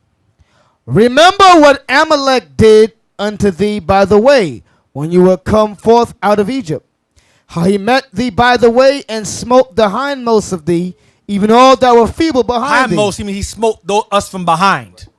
He attacked remember the men went from the front, the people, the women went on our people the back. The civilians, the women, the babies, the old were in the back. He came from behind and attacked us. You didn't expect. He caught us off guard. You understand? He was the first nation to do this. Go ahead. Even all that were feeble behind thee, when thou wast faint and weary, and he feared not God. Go ahead. Therefore it shall be when the Lord thy God hath given thee rest from all thine enemies When he put you in your land, round about, in the land which the Lord thy God giveth thee for an inheritance to possess it, that thou shalt blot out the remembrance of Amalek from under heaven. Thou shalt not forget he it. says, you shall not forget the evil that these heathens did to you. Christianity tells you to forget everything. Forgive, love thine enemies. That's what you hear Christians use. Matthew 5:44. Servants obey your masters. That's what you hear. The Lord said, don't forget what they did to you. I'm not going to forget. You don't forget. Now, let's go back to 1 Samuel again, 15 and 2. 1 Samuel 15 and 2. Thus saith the Lord of hosts, I remember that which Amalek did to Israel, how he laid wait for him in the way when he came up from Egypt. Read that earlier in Deuteronomy 25. Go ahead. Now go and smite Amalek and utterly destroy all that they have, and spare them not, but slay both man and woman, infant and suckling, ox and sheep, camel and ass. Stop. There's something wrong with this. Because you'll hear things like, well, not all white people had us in slavery. Well, these Amalekites here weren't the Amalekites that attacked us in the time of Egypt. So why we killing their babies for? You didn't read that out of the Bible. You're making that up. No, read it again. That read, ain't read that ain't in there. verse 3 again. Now go and smite Amalek and utterly destroy all that they have, and spare them not, but slay both man and woman, infant and suckling. Why? Read verse 2. Thus saith the Lord of hosts, I remember that which Amalek did to Israel, how he laid wait for him in the way when he came up from Egypt. This is years later, earlier. He's judging a nation's babies for something that their ancestors did years before. So what's that? Isn't that wrong in the eyes of Christianity? The Lord don't care about that stuff. Because they say, oh, well, there's some good ones. What did the Lord had us kill a nation, a city of Edomites for something that their ancestors did in the past, long before them. Don't make no sense to modern Christians. Read that. The book of Ecclesiastes, chapter 3, verse 15. That which hath been is now, Talking about man. Go ahead. and that which is to be hath already been. And the same man, all of us in this room, were around before. That's what he's saying. That's regeneration. Those who are around right now, in this room, women and men, were around before. Read on. And God requireth that which is past. And God requires that which is past. He'll judge. They try to debunk that too. He'll judge people on their past. Those Amalekites that Saul was killing in 1 Samuel were the same ones that attacked us during the time of Egypt. The same exact people. That's why he said, kill them now. They're back. Kill them now. Y'all understand? Hope so. And that's just a piece. I'm not going to go into that's another class. Let's get Samuel. Left the best part y'all out. stop with Samuel. When Samuel goes, he hacks them up. Yes. Agag. Yes. 1 Samuel 15. Leaving all Samuel, the, Saul didn't kill. Saul didn't kill everybody. Leaving Saul, all the juicy stuff out. No, 32. Saul didn't kill everybody. Read jump down to verse. Jump down to verse 5. 1 Samuel 15 and verse 5. And Saul came to a city of Amalek. Stop. He came to a city of Amalek. He didn't kill all of them off. He killed a particular city where they dwelt off, who were responsible in the past for attacking us when we came out of Egypt. Y'all understand? So he didn't kill off the entire nation, this entire group of Edomites. He killed this particular city off, or he was supposed to. Read on. Verse 7. Just to verse 7. Verse 7. And Saul smote the Amalekites from Havilah until thou comest to Shur, that is over against Egypt. And he took Agag, the king of the Amalekites, alive. So he kept Agag alive. Go ahead. For some reason. And utterly destroyed all the people with the edge of the sword. And killed everyone else. Now, let's go to, remember the Lord told him to kill off the women, children, animals, kill their flock. As he told them, right? You remember that? Back in verse 2 and 3? But Saul doesn't listen. Let's jump to verse 10. No, read verse 9. Verse 9. Let's just read on to the bottom. But Saul and the people spared Agag, and the best of the sheep, He kept the sheep, and of the oxen, kept the ox, and of the fatlings and the lambs, and all that was good, and what the Lord said to destroy. Go ahead. and would not utterly destroy them, but everything that was vile and refuse, that they destroyed utterly. That was violent refuse. They destroyed utterly. Go ahead. Then came the word of the Lord unto Samuel, saying, It repenteth me that I have set up Saul to be king, for he is turned back from following me, He don't listen. Go ahead. and hath not performed my commandments. And it grieved Samuel, and he cried unto the Lord all night. To forgive Saul, but he wouldn't. Go ahead. And when Samuel rose early to meet Saul in the morning, it was told Samuel, saying, Saul came to Carmel, and behold, he set him up a place, and is gone about, and passed on, and gone down to Gilgal. Go ahead. And Samuel came to Saul, and Saul said unto him, Blessed be thou of the Lord, I have performed the commandment of the Lord. So Saul did not. Wait a minute. Saul did not perform the commandment of the Lord. He did not do what he was told. He kept one alive, and he kept the animals, the best of the animals, alive. The Lord said, "Kill everyone." That was the order. That was the order. Saul, so blind and simple, he said, "Yeah, do what the Lord said to The do." Lord gonna give him a pass because he saved the best ones, and Right. he only killed the bad ones and all that. He figured that's gonna turn the Most High's wrath from him. Read verse 14. And Samuel said, What meaneth then this bleating of the sheep in mine ears? What's that sound I hear? So understand what's happening. The orders was kill everything. Yep. So Samuel said, "Wait a minute." He hears it.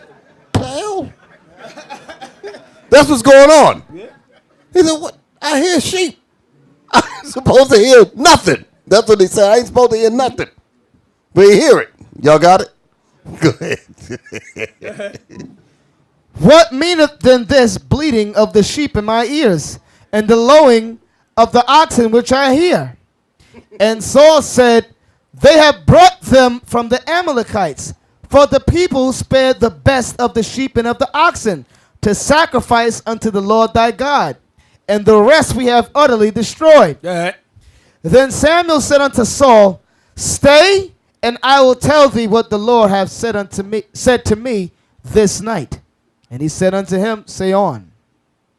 And Samuel said, When thou wast little in thine own sight, wast thou not made the head of the tribes of Israel? And the Lord anointed thee king over Israel? Now you throwing yourself. When you was not a king, you was insecure, you was unsure yourself. Now you king, now you throwing yourself. Got big You were headed. told not to do this. You were given orders and you broke them. Go ahead. And the Lord sent thee on a journey and said, Go and utterly destroy the sinners, the Amalekites, and fight Whoa, stop. What do you call them? the sinners, the Amalekites. Because they attacked the Lord's people. So remember, the infants didn't do that. The sucklings didn't do that. So why are they called sinners? What did they do? Showing you the Lord requires that which is past. He does not forget. Christianity makes you forget and gives you what? Stockholm syndrome. 1 Samuel 15 I'm gonna get to the and point. I got more. I'm gonna get to the point. 18. Yeah, the Lord sent thee on a journey and said, Go and utterly destroy the sinners, the Amalekites, and fight against them until they be consumed. Wherefore then did thou not obey the voice of the Lord, but didst fly upon the spoil, and did evil in the sight of the Lord? And Saul said unto Samuel, Yea, I have obeyed the voice of the Lord, and have gone the way which the Lord sent me, and have brought Agag the king of Amalek, and have utterly destroyed the Amalekites. Didn't listen. Go ahead. He's making excuses. Right. He saved the king. Tell me he did it to everything else. Go ahead. But the people took of the spoil, sheep and oxen, the chief of the things which have been utterly destroyed, to sacrifice unto the Lord thy God in Gilgal. Jump down to verse 31. You hear this? You hear what's going on here? Yeah. Lying. He's lying his behind off. Yeah. Go 31. He gonna blame it on 31. they wanted to sacrifice. Yeah. So Y'all didn't see that, right? He lied and said that the people saved it because they wanted to do sacrifice. The Most High is furious right now. Go ahead. Go. Go 31. Go. Let me get to the point. So Samuel turned again after Saul and said, Worship the And Lord. Saul And Saul worshiped the Lord. Go ahead. Then said Samuel, Bring ye hither to me Agag, the king of the Amalekites. Samuel said, Bring Agag to me. Bring him to me. Go ahead. And Agag came unto him delicately. Agag came to him all with his head down. He said, this dude don't play. Delicate. He saw Samuel. He already knew what was going to happen. Go ahead. And Agag said, Surely the bitterness of death is past. He said, Oh, surely I'm going to survive. I'm going to live. Based on how he saw Samuel. Go ahead.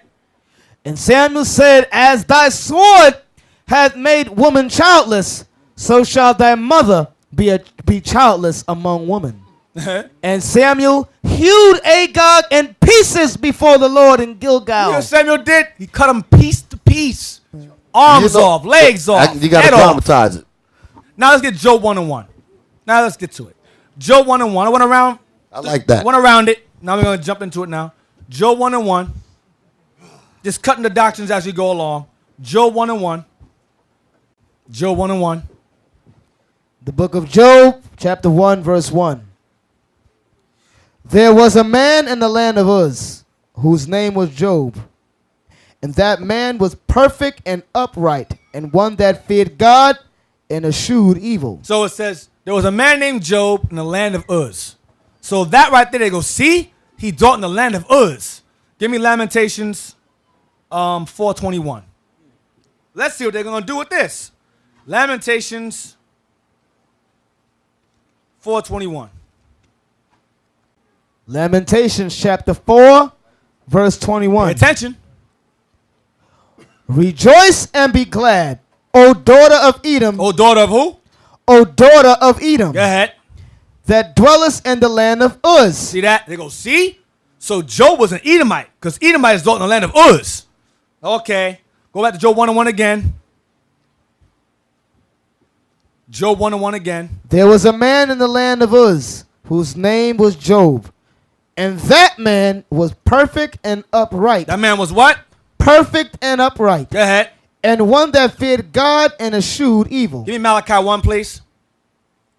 Malachi 1, verse 4. I want the point.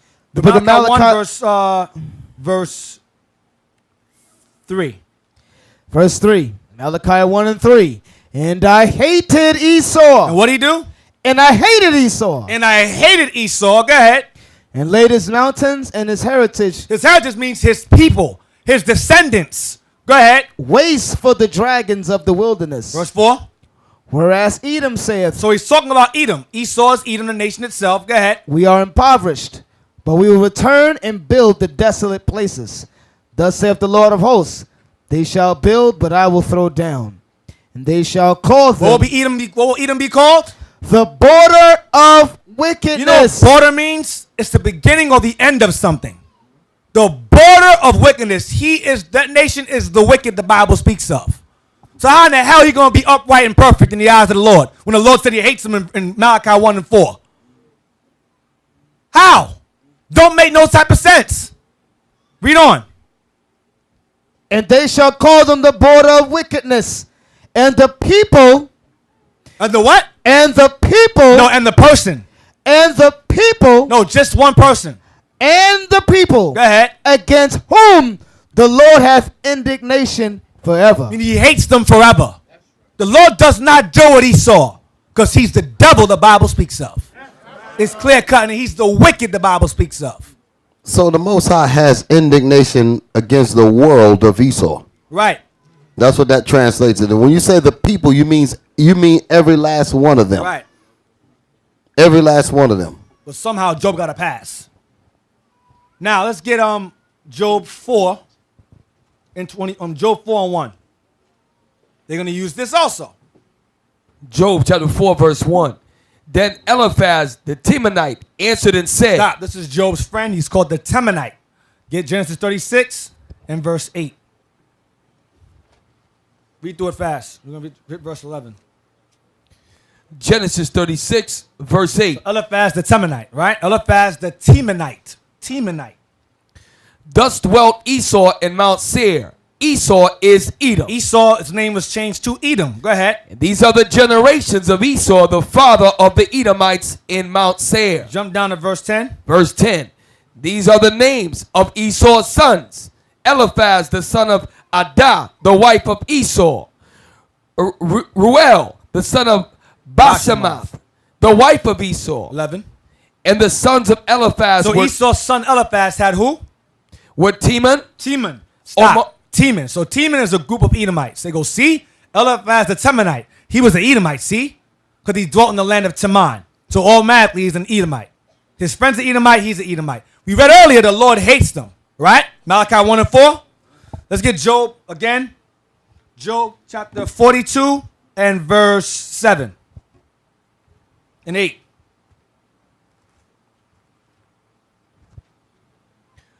Job chapter 42, verse 7 and 8.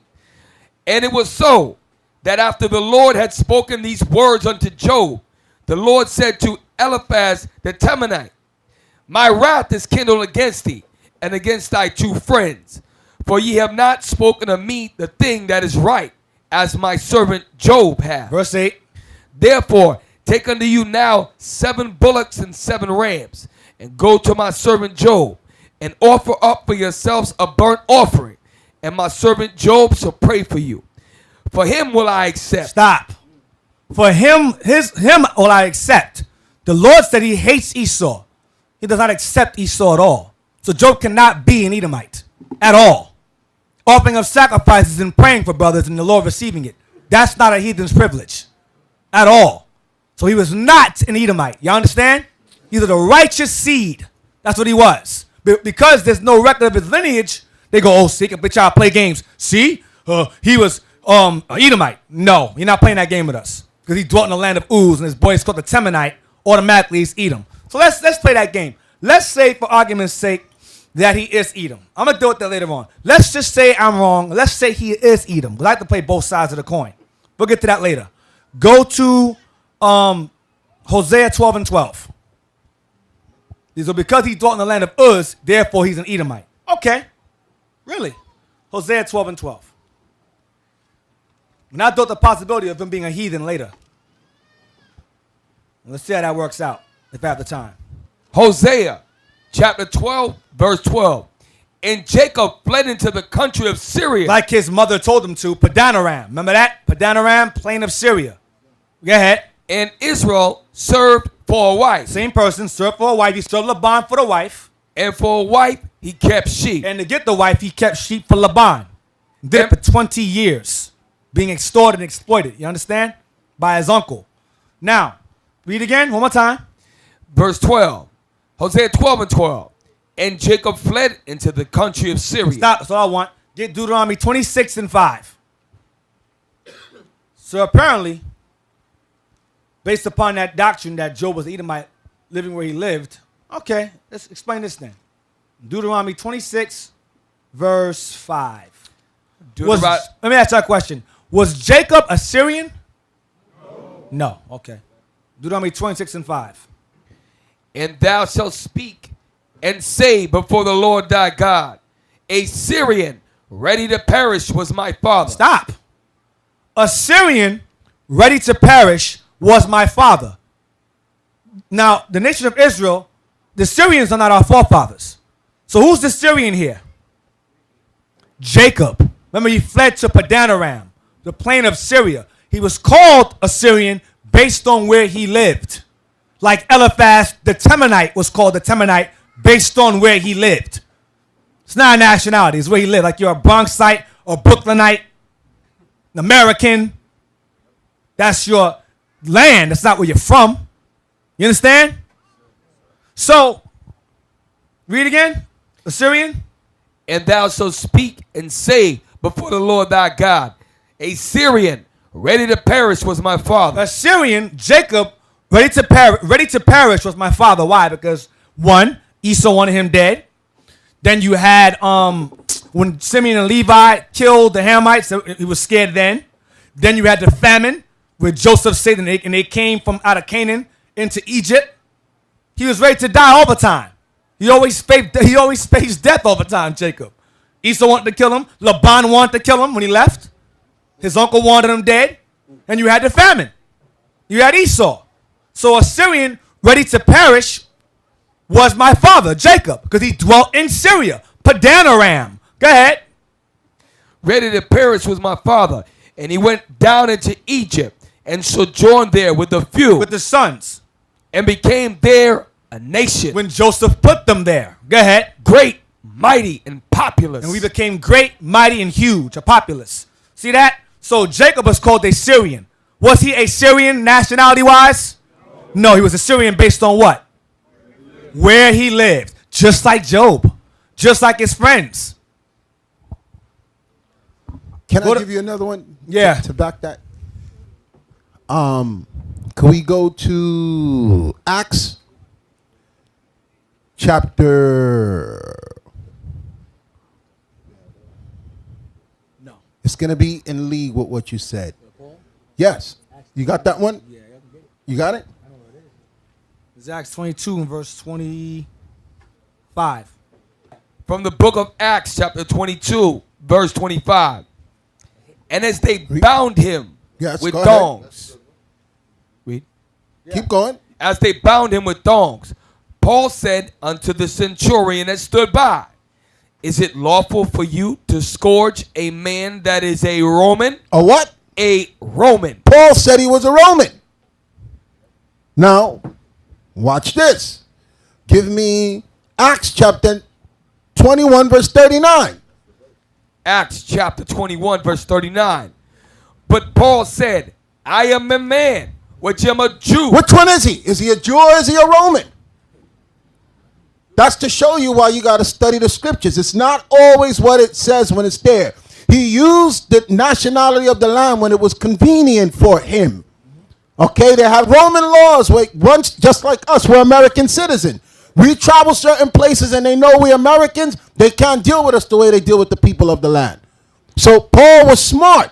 1 minute, when they grabbed him again, he's asked to speak to one of the people in charge, and they said, can you speak Greek? Okay, so one minute he was saying he was Roman, the next minute he was saying he was Greek, the next minute he was saying he was a Jew, the next minute he said, I'm from the tribe of Benjamin. Okay? So Paul was very crafty on how he maneuvered amongst the people. So don't let these Edomites, they don't know nothing about the scriptures. And they're going to throw things out there based on your lack of understanding of how our forefathers moved. They will call you according to the land where you were born. Or had citizenship. Or you have citizenship. Or had citizenship. And that's the scriptures that they're using to say, you see, he was white because of where he came from. And that's pure foolishness. The Negro was born in America. They don't even call him an American. They call him a denizen. Exactly. Okay. Go to 1 Chronicles 29, verse 23. 1 Chronicles 29, verse 23. 1 Chronicles chapter 29 and verse 23. Then Solomon sat on the throne of the Lord as king instead of David his father, and prospered, and all Israel obeyed him. Watch this. 24 is the key verse. Verse 24. And all the princes and the mighty men, All the princes and the mighty men. Listen up. Mighty men. and all the sons likewise of King David, submitted themselves under Solomon the king. They submitted. The mighty men that served David fell under Solomon and served him. Y'all follow? All right. Get 1 Chronicles 11 and 26. 11. 1 Chronicles 11, verse 11. Watch this. 11 verse 11. And this is the number of mighty men whom David had. That's all I want. Now jump to verse 26. These are the David's mighty men. Verse 26 now. Also the valiant men of the armies were. Stop. That's all I want. Get 39. Those are mighty men. Let's get to the point. This is mighty men. 39. Zelek the Ammonite. Stop. Zelek, what was he called? Zelek the what? The Ammonite. Zelek the Ammonite. Jump down to verse 41. Uriah the Hittite. That's the one he killed for his wife. Uriah the Hittite. That's a Hamite. Jump down to verse 46. Eliel. Jump down to the last name. And Ithma. Yes. And Ithma the Moabite. That's odd. David's men, one's called a Moabite, one's called an Ammonite, one's called a Hittite. Give me 2 Chronicles 8 and 7. Let's see what they were. Remember, these men served David, right? Remember that David's mighty men served Solomon? Y'all recall that? One was called an Hittite, one's called an Ammonite, one's called a Moabite, right? 2 Chronicles 8 and 7. 2 Chronicles 8 verse 7. As for all the people that were left of the Hittites, Here's the real Hittites. And the Amorites, and the Perizzites, and the Hivites, and the Jebusites, which were not of Israel. These were not of Israel. These are real, true Hamites. Go ahead. But of their children who were left after them in the land, Who we did not kill off during Joshua's time and David's time. Go ahead. whom the children of Israel consumed not, Go ahead. them did Solomon make to pay tribute until this day. They became tributaries unto us. You see that? These are non-Israelites that became tributaries unto us, right? Verse 9. But of the children Stop. Be that slower. but of the children of Israel But aside from the heathens, of the children of Israel, go ahead. did Solomon make no servants for his work. The Hamites he did earlier, he made them servants for his work. Go ahead. But they were men of war. The children of Israel were his men of war. The same men of war that served David were children of Israel. The one called the Ammonite, the one called the Moabite, the one called the Hittite. Those were children of Israel. Y'all follow? The same mighty men under David served under who? Solomon. Read again. Verse 9. But of the children of Israel did Solomon make no servants for his work, but they were men of war, and chief of his captains, and captains of his chariots and horsemen. 10. And these were the chief of the king Solomon's officers, even 250 that bear rule over the people. The same men that were under David became men of war, the mighty men, the valiant men under Solomon were children of Israel who were not made servants. You understand that? So David's mighty men became Solomon's mighty men, and they were all Israelites. The Moabite you read about, the Moabite you read about, the Ammonite you read about, the Hittite you read about, those are all Israelites that came from those lands. Remember, we conquered those nations and took parts of those lands and lived there. Like the disciple Simon the Canaanite. He was not a Hamite, he was a Jew. Simon the Canaanite was a Jew that dwelt in the land of Canaan. You understand? Christianity is pure garbage. Once you learn it, after a while, they're like robots. They all say the same thing. They're trying to evolve, but it's not going to happen. It's all to save massa. That's the tactic. And that's why they're making us their primary focus now. Right. Get 2 Samuel 5:11. Because they know that we're the main force against them. That's right. That's why they're attacking us so hard. They say, there's a saying even amongst the other camps, if you cut off the head, everybody else will fall. Right. And that's what they think also. Christianity is like crack. And the people that are hooked on crack, you read them basic scripture, and they'll see what it's saying, but the crack says, I can't let it go. And they stay with that doggone thing. And with what we teaching, we take the crack out of your hands. And they don't like that thing. This is rehab. Right. This is definitely rehab. But they don't want you to be rehabilitated. Get 2 Samuel 5 and verse 11. So now we dealt with Edom. Now we're going to deal with Tyre. All right? We dealt with Edom earlier. Now we're going to deal with Tyre. 2 Samuel 5:11. 5 and 11. And Hiram, king of Tyre, said, this is Hiram, a king of Tyre. All right? Hiram, king of Tyre. Tyre is a city of people known as Sidonians. Sidonians are also referred to as Canaanites. All right? So these are Sidonians, Zidon, Tyre and Zidon. That's their city. All right? Read again.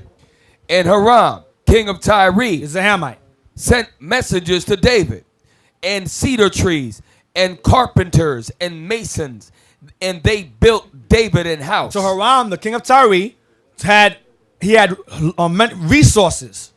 He was a builder, and he built David a house.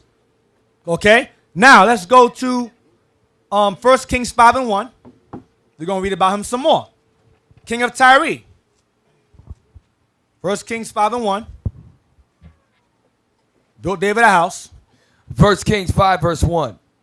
And Hiram, king of Tyre, sent his servants unto Solomon, for he had heard that they had anointed him king in the room of his father. Room of David, go ahead.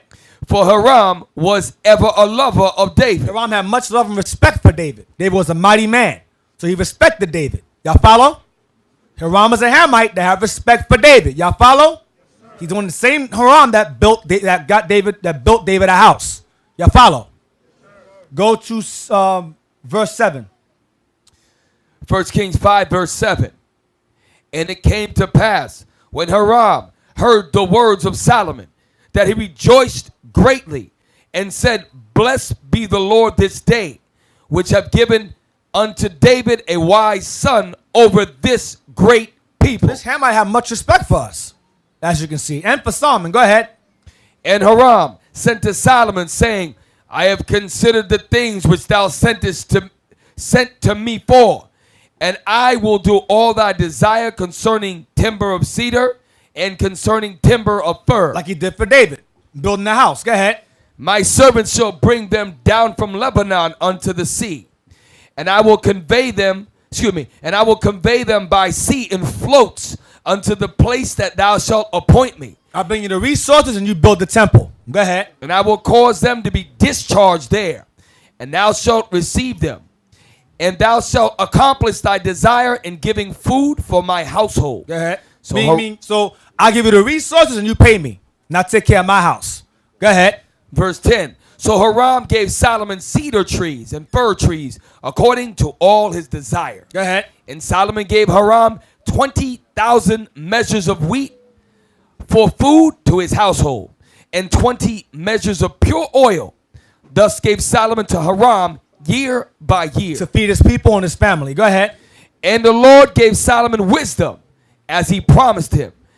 And there was peace between Hiram and Solomon. We had an arrangement. There was peace between Hiram the Hamite and Solomon, our forefather, the king. Go ahead. And they too made a league together. For resources. Back, it was the business deal. Go ahead. Verse 13, and King Solomon raised a levy out of all Israel. And the levy was 30,000 men. Go ahead. And he sent them to Lebanon, 10,000 a month by courses. A month they were in Lebanon, and 2 months at home. And Adoniram was over the levy. To bring the resources back and forth. They had courses. 10,000 will go this month, 20,000 will go that month, back and so on and so forth.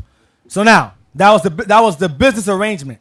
Let's get chapter 7, verse 13. 1 Kings 7, verse 13. And King Solomon sent and fetched Hiram out of Tyre. King of Tyre, go ahead.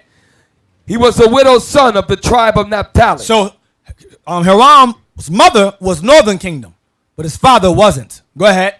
He was a widow's son of the tribe of Naphtali, and his father was a man of Tyre, Go ahead. a worker in brass, and he was filled with wisdom and understanding, and cunning to work all works in brass. And he came to King Solomon and wrought all his work. See that? So we had an arrangement with this Hamite king. So you had Israel and Tyre, or the Tyrians, working together, right? You understand? All right. Get Psalms 83. Let's see if that made David feel any different about Tyre when he wrote this. Psalms 83 and verse 2. Psalms 83, verse 2. For lo, thine enemies make a tumult, and they that hate thee have lifted up their head. Go ahead.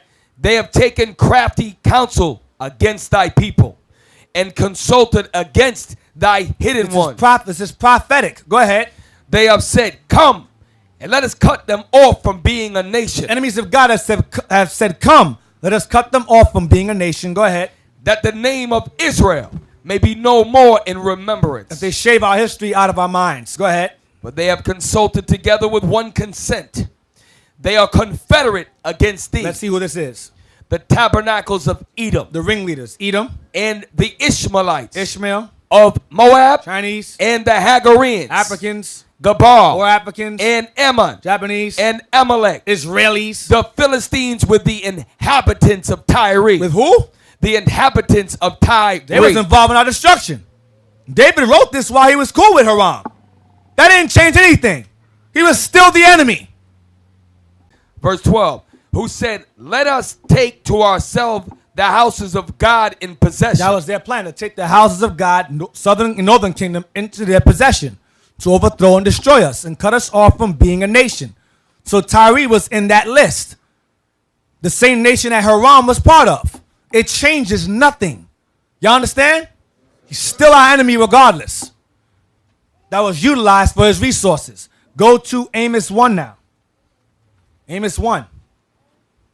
Verse 6. Amos chapter 1, verse 6. Skim through it. Thus saith the Lord, for 3 transgressions of Gaza, and for 4 I will not turn away the punishment thereof. Why? Because they carried away captive the whole captivity to deliver them up to Edom. The whole captivity is Israel. The Philistines of Gaza delivered us up unto to Edom. Go ahead.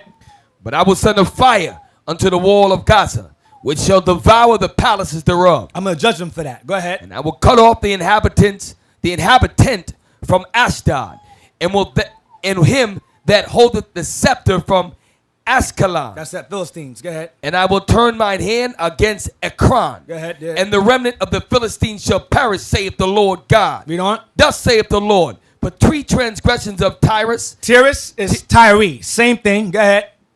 And for 4, I will not turn away the punishment thereof. What's their transgression? Because they delivered up the whole captivity of Israel. Edom, and remembered not the brotherly covenant. No, read again. Because they delivered what? And I will not turn away the punishment thereof, because they delivered up the whole captivity to Edom. Did the same thing. Sold us to Edom again. Edom again, as always. The ringleader back in Psalms 83. Go ahead. And remembered not the brotherly covenant. Between us and Edom. That covenant was broken. Joel 3.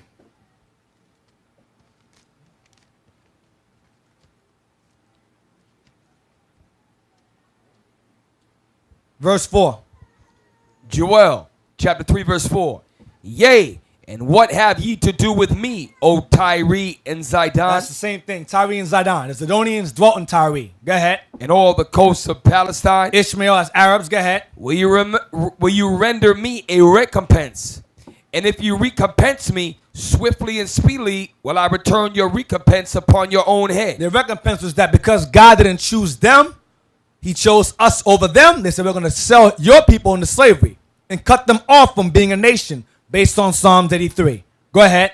Because you have taken my silver and my gold, and have carried into your temples my goodly pleasant things. Go ahead. The children also of Judah and the children of Jerusalem have you sold unto the You Grecians, read that in Amos 1. Sold unto Edom. Go ahead. that ye might remove them far from their border. Go ahead. Verse 7. Behold, I will raise them out of the place whither ye have sold them, and I will return your recompense upon your own head. Verse 8. And I will sell your sons and your daughters into the hand of the children of Judah. Did that happen yet? No, it's prophetic. Go ahead. And they shall sell them to the Sabians, to a people far off. For the Lord has spoken it. So we're going to sell Tyre and Zidon, the Sidonians into slavery, but do that to us, to the Sabians in the kingdom. All right? So recompense is rewarded to them. Lamentations 4 and 21. Lamentations chapter 4 verse 21. Rejoice and be glad, O daughter of Edom, that dwellest in the land of Uz. Go ahead. The cup also shall pass through unto thee. Thou shalt be drunken and shalt make thyself naked. Your sin shall be revealed. Next verse. The punishment of thy iniquity is accomplished. It's complete. O daughter of Zion. Meaning it's time for us to be delivered. Go ahead. He will no more carry thee away into captivity. He is Edom. Go ahead. He will visit thine iniquity, O daughter of Edom. He will discover thy sins. So if Job was an Edomite, guess what? I'm going to see him in slavery then. It's just point blank. He wasn't. But if he was, he's going to slavery. Because they still say, well, he was a good Edomite. Well, Hiram was good too. But they're going to slavery also. Based on Joel 3. So all this nonsense about, oh, you have good heathens, they're going in slavery. I don't care how good they were. So if devil's advocate, that's argument's sake, if Job was Edom, him and his kind are going in slavery. Hiram was good to Solomon and David. His kind are going in slavery. It changes nothing. That's why I made my point earlier about if he was Edom. It changes nothing. The scriptures cannot be broken. Go to again, Lamentations again. Lamentations 22. Made a mistake. Thank you again, son. Lamentations 4 verse 22. Go ahead. The punishment of thine iniquity is accomplished, O daughter of Zion. He will no more carry thee away into captivity. That's the Lord. He will no longer carry you into captivity. Go ahead. He will visit thine iniquity. He is the Lord. Right. He, the Lord, will visit thine iniquity. Go ahead. O daughter of Edom. He's going to visit. He's going to deliver Israel, and he's going to visit Edom's iniquity when they had us in slavery. Y'all understand? They will not go unpunished. Go to Psalms. No, I don't want that one. Go to Obadiah 15. My favorite. This is something that Christianity can never explain. Never. They ask each other, can you break that down? Right. No, They I won't can't. even read the book of Obadiah. There's just knives and blood shed all throughout. I can't touch it. That's why I said if Job was Edom, he's finished. That was one good one. All the rest, he's going to slavery regardless. Obadiah 15. But he wasn't, by the way. Obadiah 15.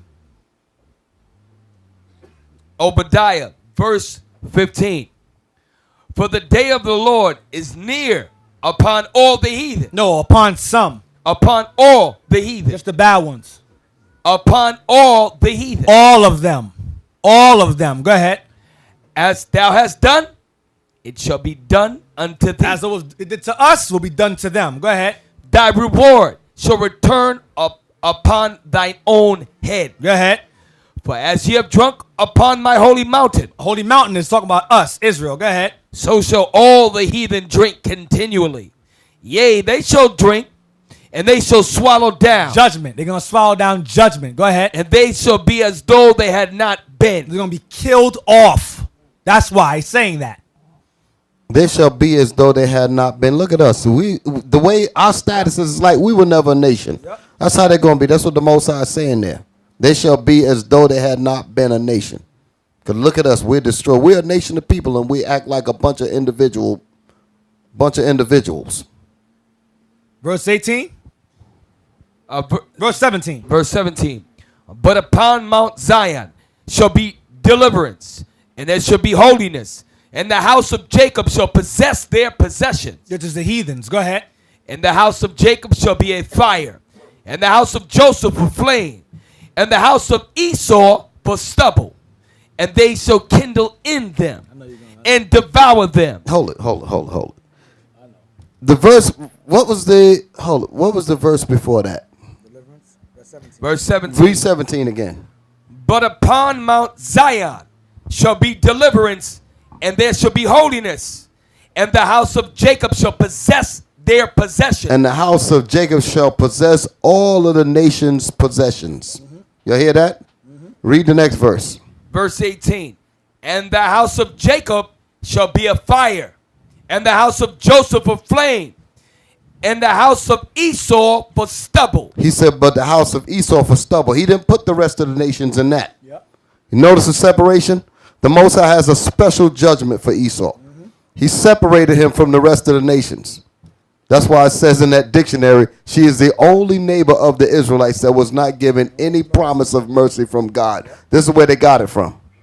Verse 18 again. And the house of Jacob shall be a fire, and the house of Joseph a flame, and the house of Esau for stubble, and they shall kindle in them and devour them, and there shall not be any remaining of the house of Esau, for the Lord has spoken it. There should not be They any can't remaining. escape that judgment at all. None remaining means they're going to be killed off.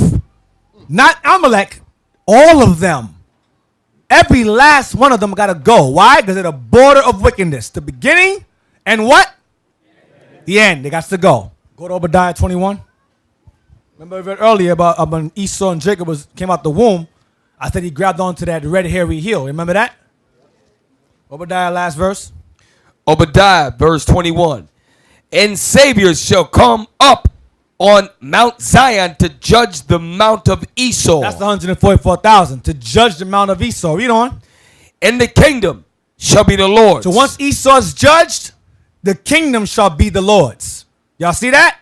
So once Esau's out the earth, the kingdom will be the Lord's. Now, 2nd Ezra 6-9, yeah. 2nd Ezra 6-9. Like we asked earlier. Who's the wicked? Who the Most High set up as the wicked? 2nd Ezra 6-9. 2nd Ezra chapter 6, verse 9. 8. Verse 8. And he said unto me. Verse 7, sorry, verse 7. Verse 7. Then answered I and said, what shall be the parting asunder of the times? The end of the world. Or when shall be the end of the first, and the beginning of it that followeth? The new world that comes, new heaven and earth that comes. Go ahead. And he said unto me, from Abraham unto Isaac, when Jacob and Esau were born of him, Jacob's hand held first the heel of Esau. Jacob's hand held first the red hairy heel of Esau. See that? So when Jacob grabbed Esau's heel, it symbolized what? Read the next verse. Verse 9. For Esau is the end of the world. Esau is the end of this world. Go ahead. And Jacob is the beginning of it that followeth. And Jacob is the kingdom of the Lord in Obadiah. There you go. So therefore Esau is the ruling kingdom on the earth today. Not Japheth is the end of the world. Esau is the end of the world. Get to Jeremiah 30 verse 16. So I'm gonna bring this out as we don't know who Esau is. We don't know who he is. He's some miscellaneous. We don't know. He's like a puff of smoke. We don't know who he is. Okay. Jeremiah 30 verse 16. Well, I'll play that game. I'll play that. 30:16. Jeremiah 30 verse 16. Therefore, all they that devour thee shall be devoured. Did Edom devour us? Yes. Okay, go ahead. And all thine adversaries. Is Edom my adversary? Yes. Okay. Every one of them. No, some of them. Every one of them. Just the bad ones. Every one of them. Every one of them. Not the ones that go to church. Every one of them.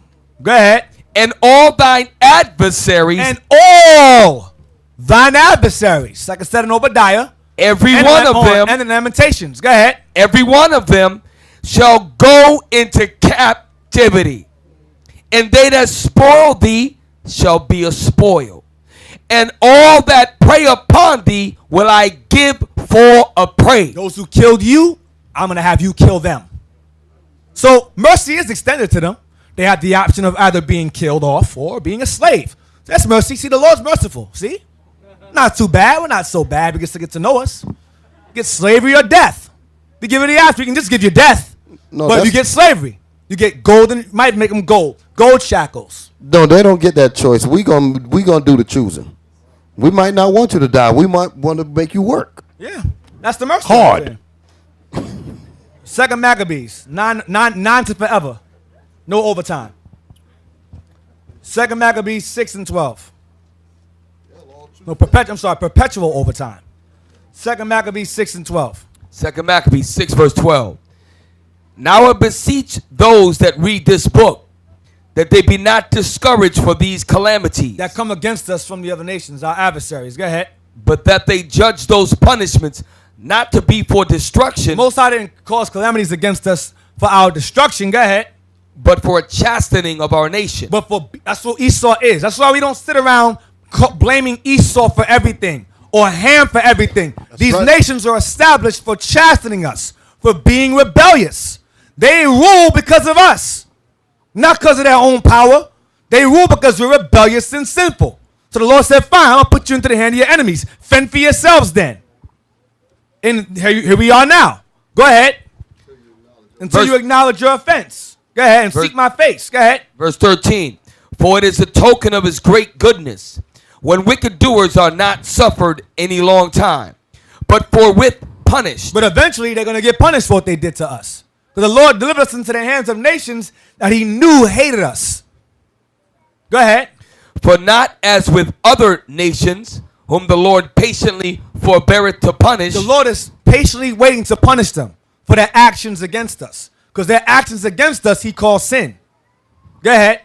till they become to the fullness of their sins. So the time of the Gentiles is fulfilled, like it says in Luke 21. Go ahead. So dealeth he with us.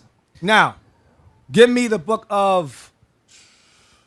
The time of the Gentiles be fulfilled is departing asunder of the times. Right. End of the first. Second Ezra 15. 20. Second Ezra chapter 15 verse 20. This is going into prophecy regarding World War III. The world in the Middle East and so forth, things that's going to pop off. Is going into that. Go ahead. Behold, saith God, I will call together all the kings of the earth to reverence me, which are from the rising of the sun, from the south, and from the east.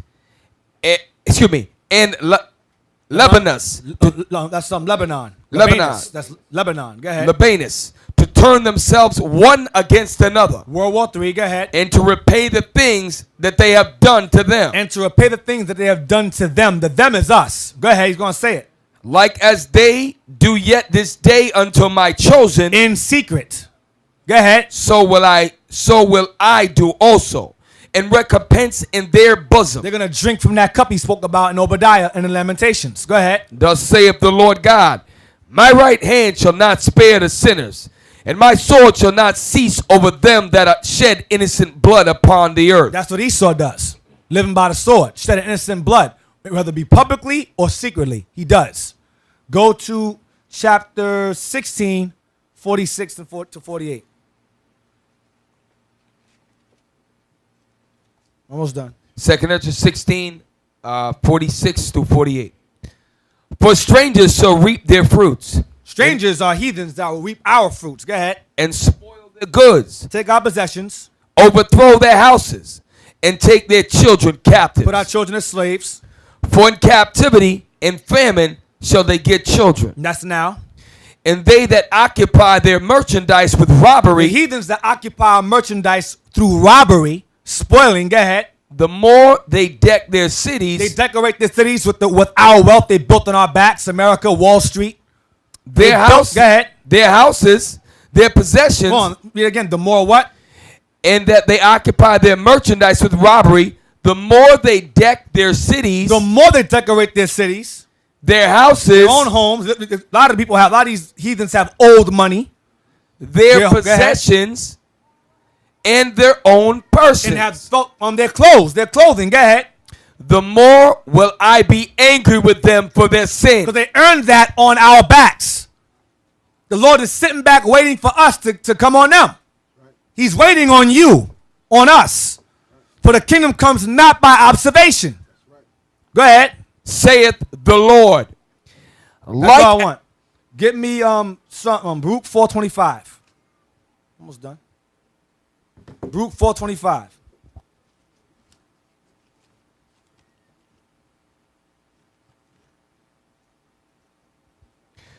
Baruch chapter 4, verse 25. My children, suffer patiently the wrath that is come upon you from God. Goes back to that chastening in Esdras. Suffer the chastening of the Lord. Go ahead. For thy enemy hath persecuted thee, but shortly thou shalt see his If destruction. you cannot acknowledge or accept your enemy's destruction, you have to die. It's just common sense. You got to go. We read earlier in Wisdom of Solomon that the righteous accepted the destruction of their enemies in the time of Egypt. So if you being in Christianity, you're told to not accept that. Accept that the victim and the enemy can be saved together. That's madness. That'll never happen. Read again. My children, suffer patiently the wrath that is come upon you from God. For thine enemy has persecuted thee, but shortly thou shalt see his destruction, and shall tread upon his neck. You're going to step on their necks. That's the Bible says. Not hug them, not hold hands. It says we're going to tread on their necks. Jump down to verse 32. 32. This goes right back to what it said in Esdras. Watch this. Miserable are the cities which thy children serve. Because we built them. Go ahead. Miserable is she that received thy sons. In captivity. Go ahead. For as she rejoiced at thy ruin, and was glad of thy fall, so shall she be grieved for her own desolation. See that? Our enemies, in order for there to be salvation, destruction has to take place. It has to. Go ahead. For I will take away the rejoicing of her great multitude, and her pride shall be turned into mourning. Go ahead. For fire shall come upon her from the everlasting, Bring it to nuclear fire. Go ahead. long to endure. The Most High is waiting for it. And she shall be inhabited of devils for a great time. That's Babylon the Great. Revelations 18:2. A habitation of devils. It's saying the same exact thing. All right. Last one. Revelations 13, verse 10. Oh yeah, you Gotta can't get leave that. that one out. This goes right along with Jeremiah 30 and 16. You're not going to leave that out. So whoever Esau is, he still fits this. Whoever you want him to be, play musical chairs with him all you like. He's going to fall in here regardless. Revelations 13 and verse 10. Revelation 13 and 10. He that leadeth into captivity shall go into captivity. Did the white man, who we don't know his nationality is, did he have us in slavery? Yes. We don't know what his nationality is, so I'll just call him white man for you people in Christianity. Did the so-called white man, who we don't know his nationality according to the Bible, did he have us in slavery, yes or no? Yes. Okay, go ahead. And the most well-documented slavery in the history of mankind. Right. If you go back and try to get documentation of the other slaveries, there's nothing that has been documented like this. 12 years a slave, Nat Turner. Yep. Okay? So you can't exclude yourself from that group. Go ahead. This is so beautiful. Go ahead. Yeah. Go ahead. Let me read it again. He that leadeth into captivity shall go into captivity. Read it like you're putting a chain on somebody. Like you reading a judgment in a courtroom. Right.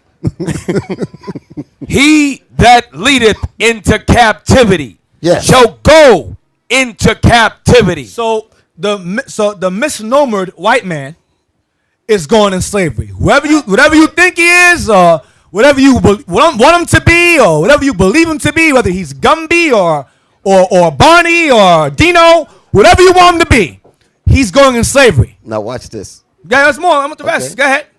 He that killeth with the sword must be killed with the sword. Did the so-called white man, the misnomered white man, kills with the sword? Yes. Okay. Go ahead. Here is the patience and the faith of the saints. So our patience, so that's our patience and that's our faith. Seeing who did that, whoever he is, That's right. go into slavery and be killed for it.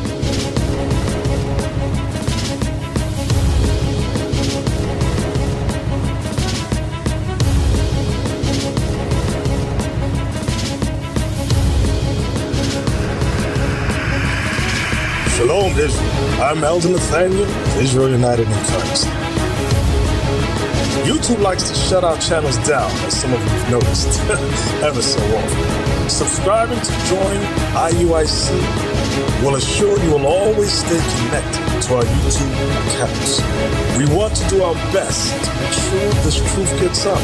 Please click and join our subscriber YouTube channel called Join IUIC to stay linked to all of our videos. So again, please make sure you subscribe to this Join IUIC channel to get your latest updates from all our YouTube channels. Shalom.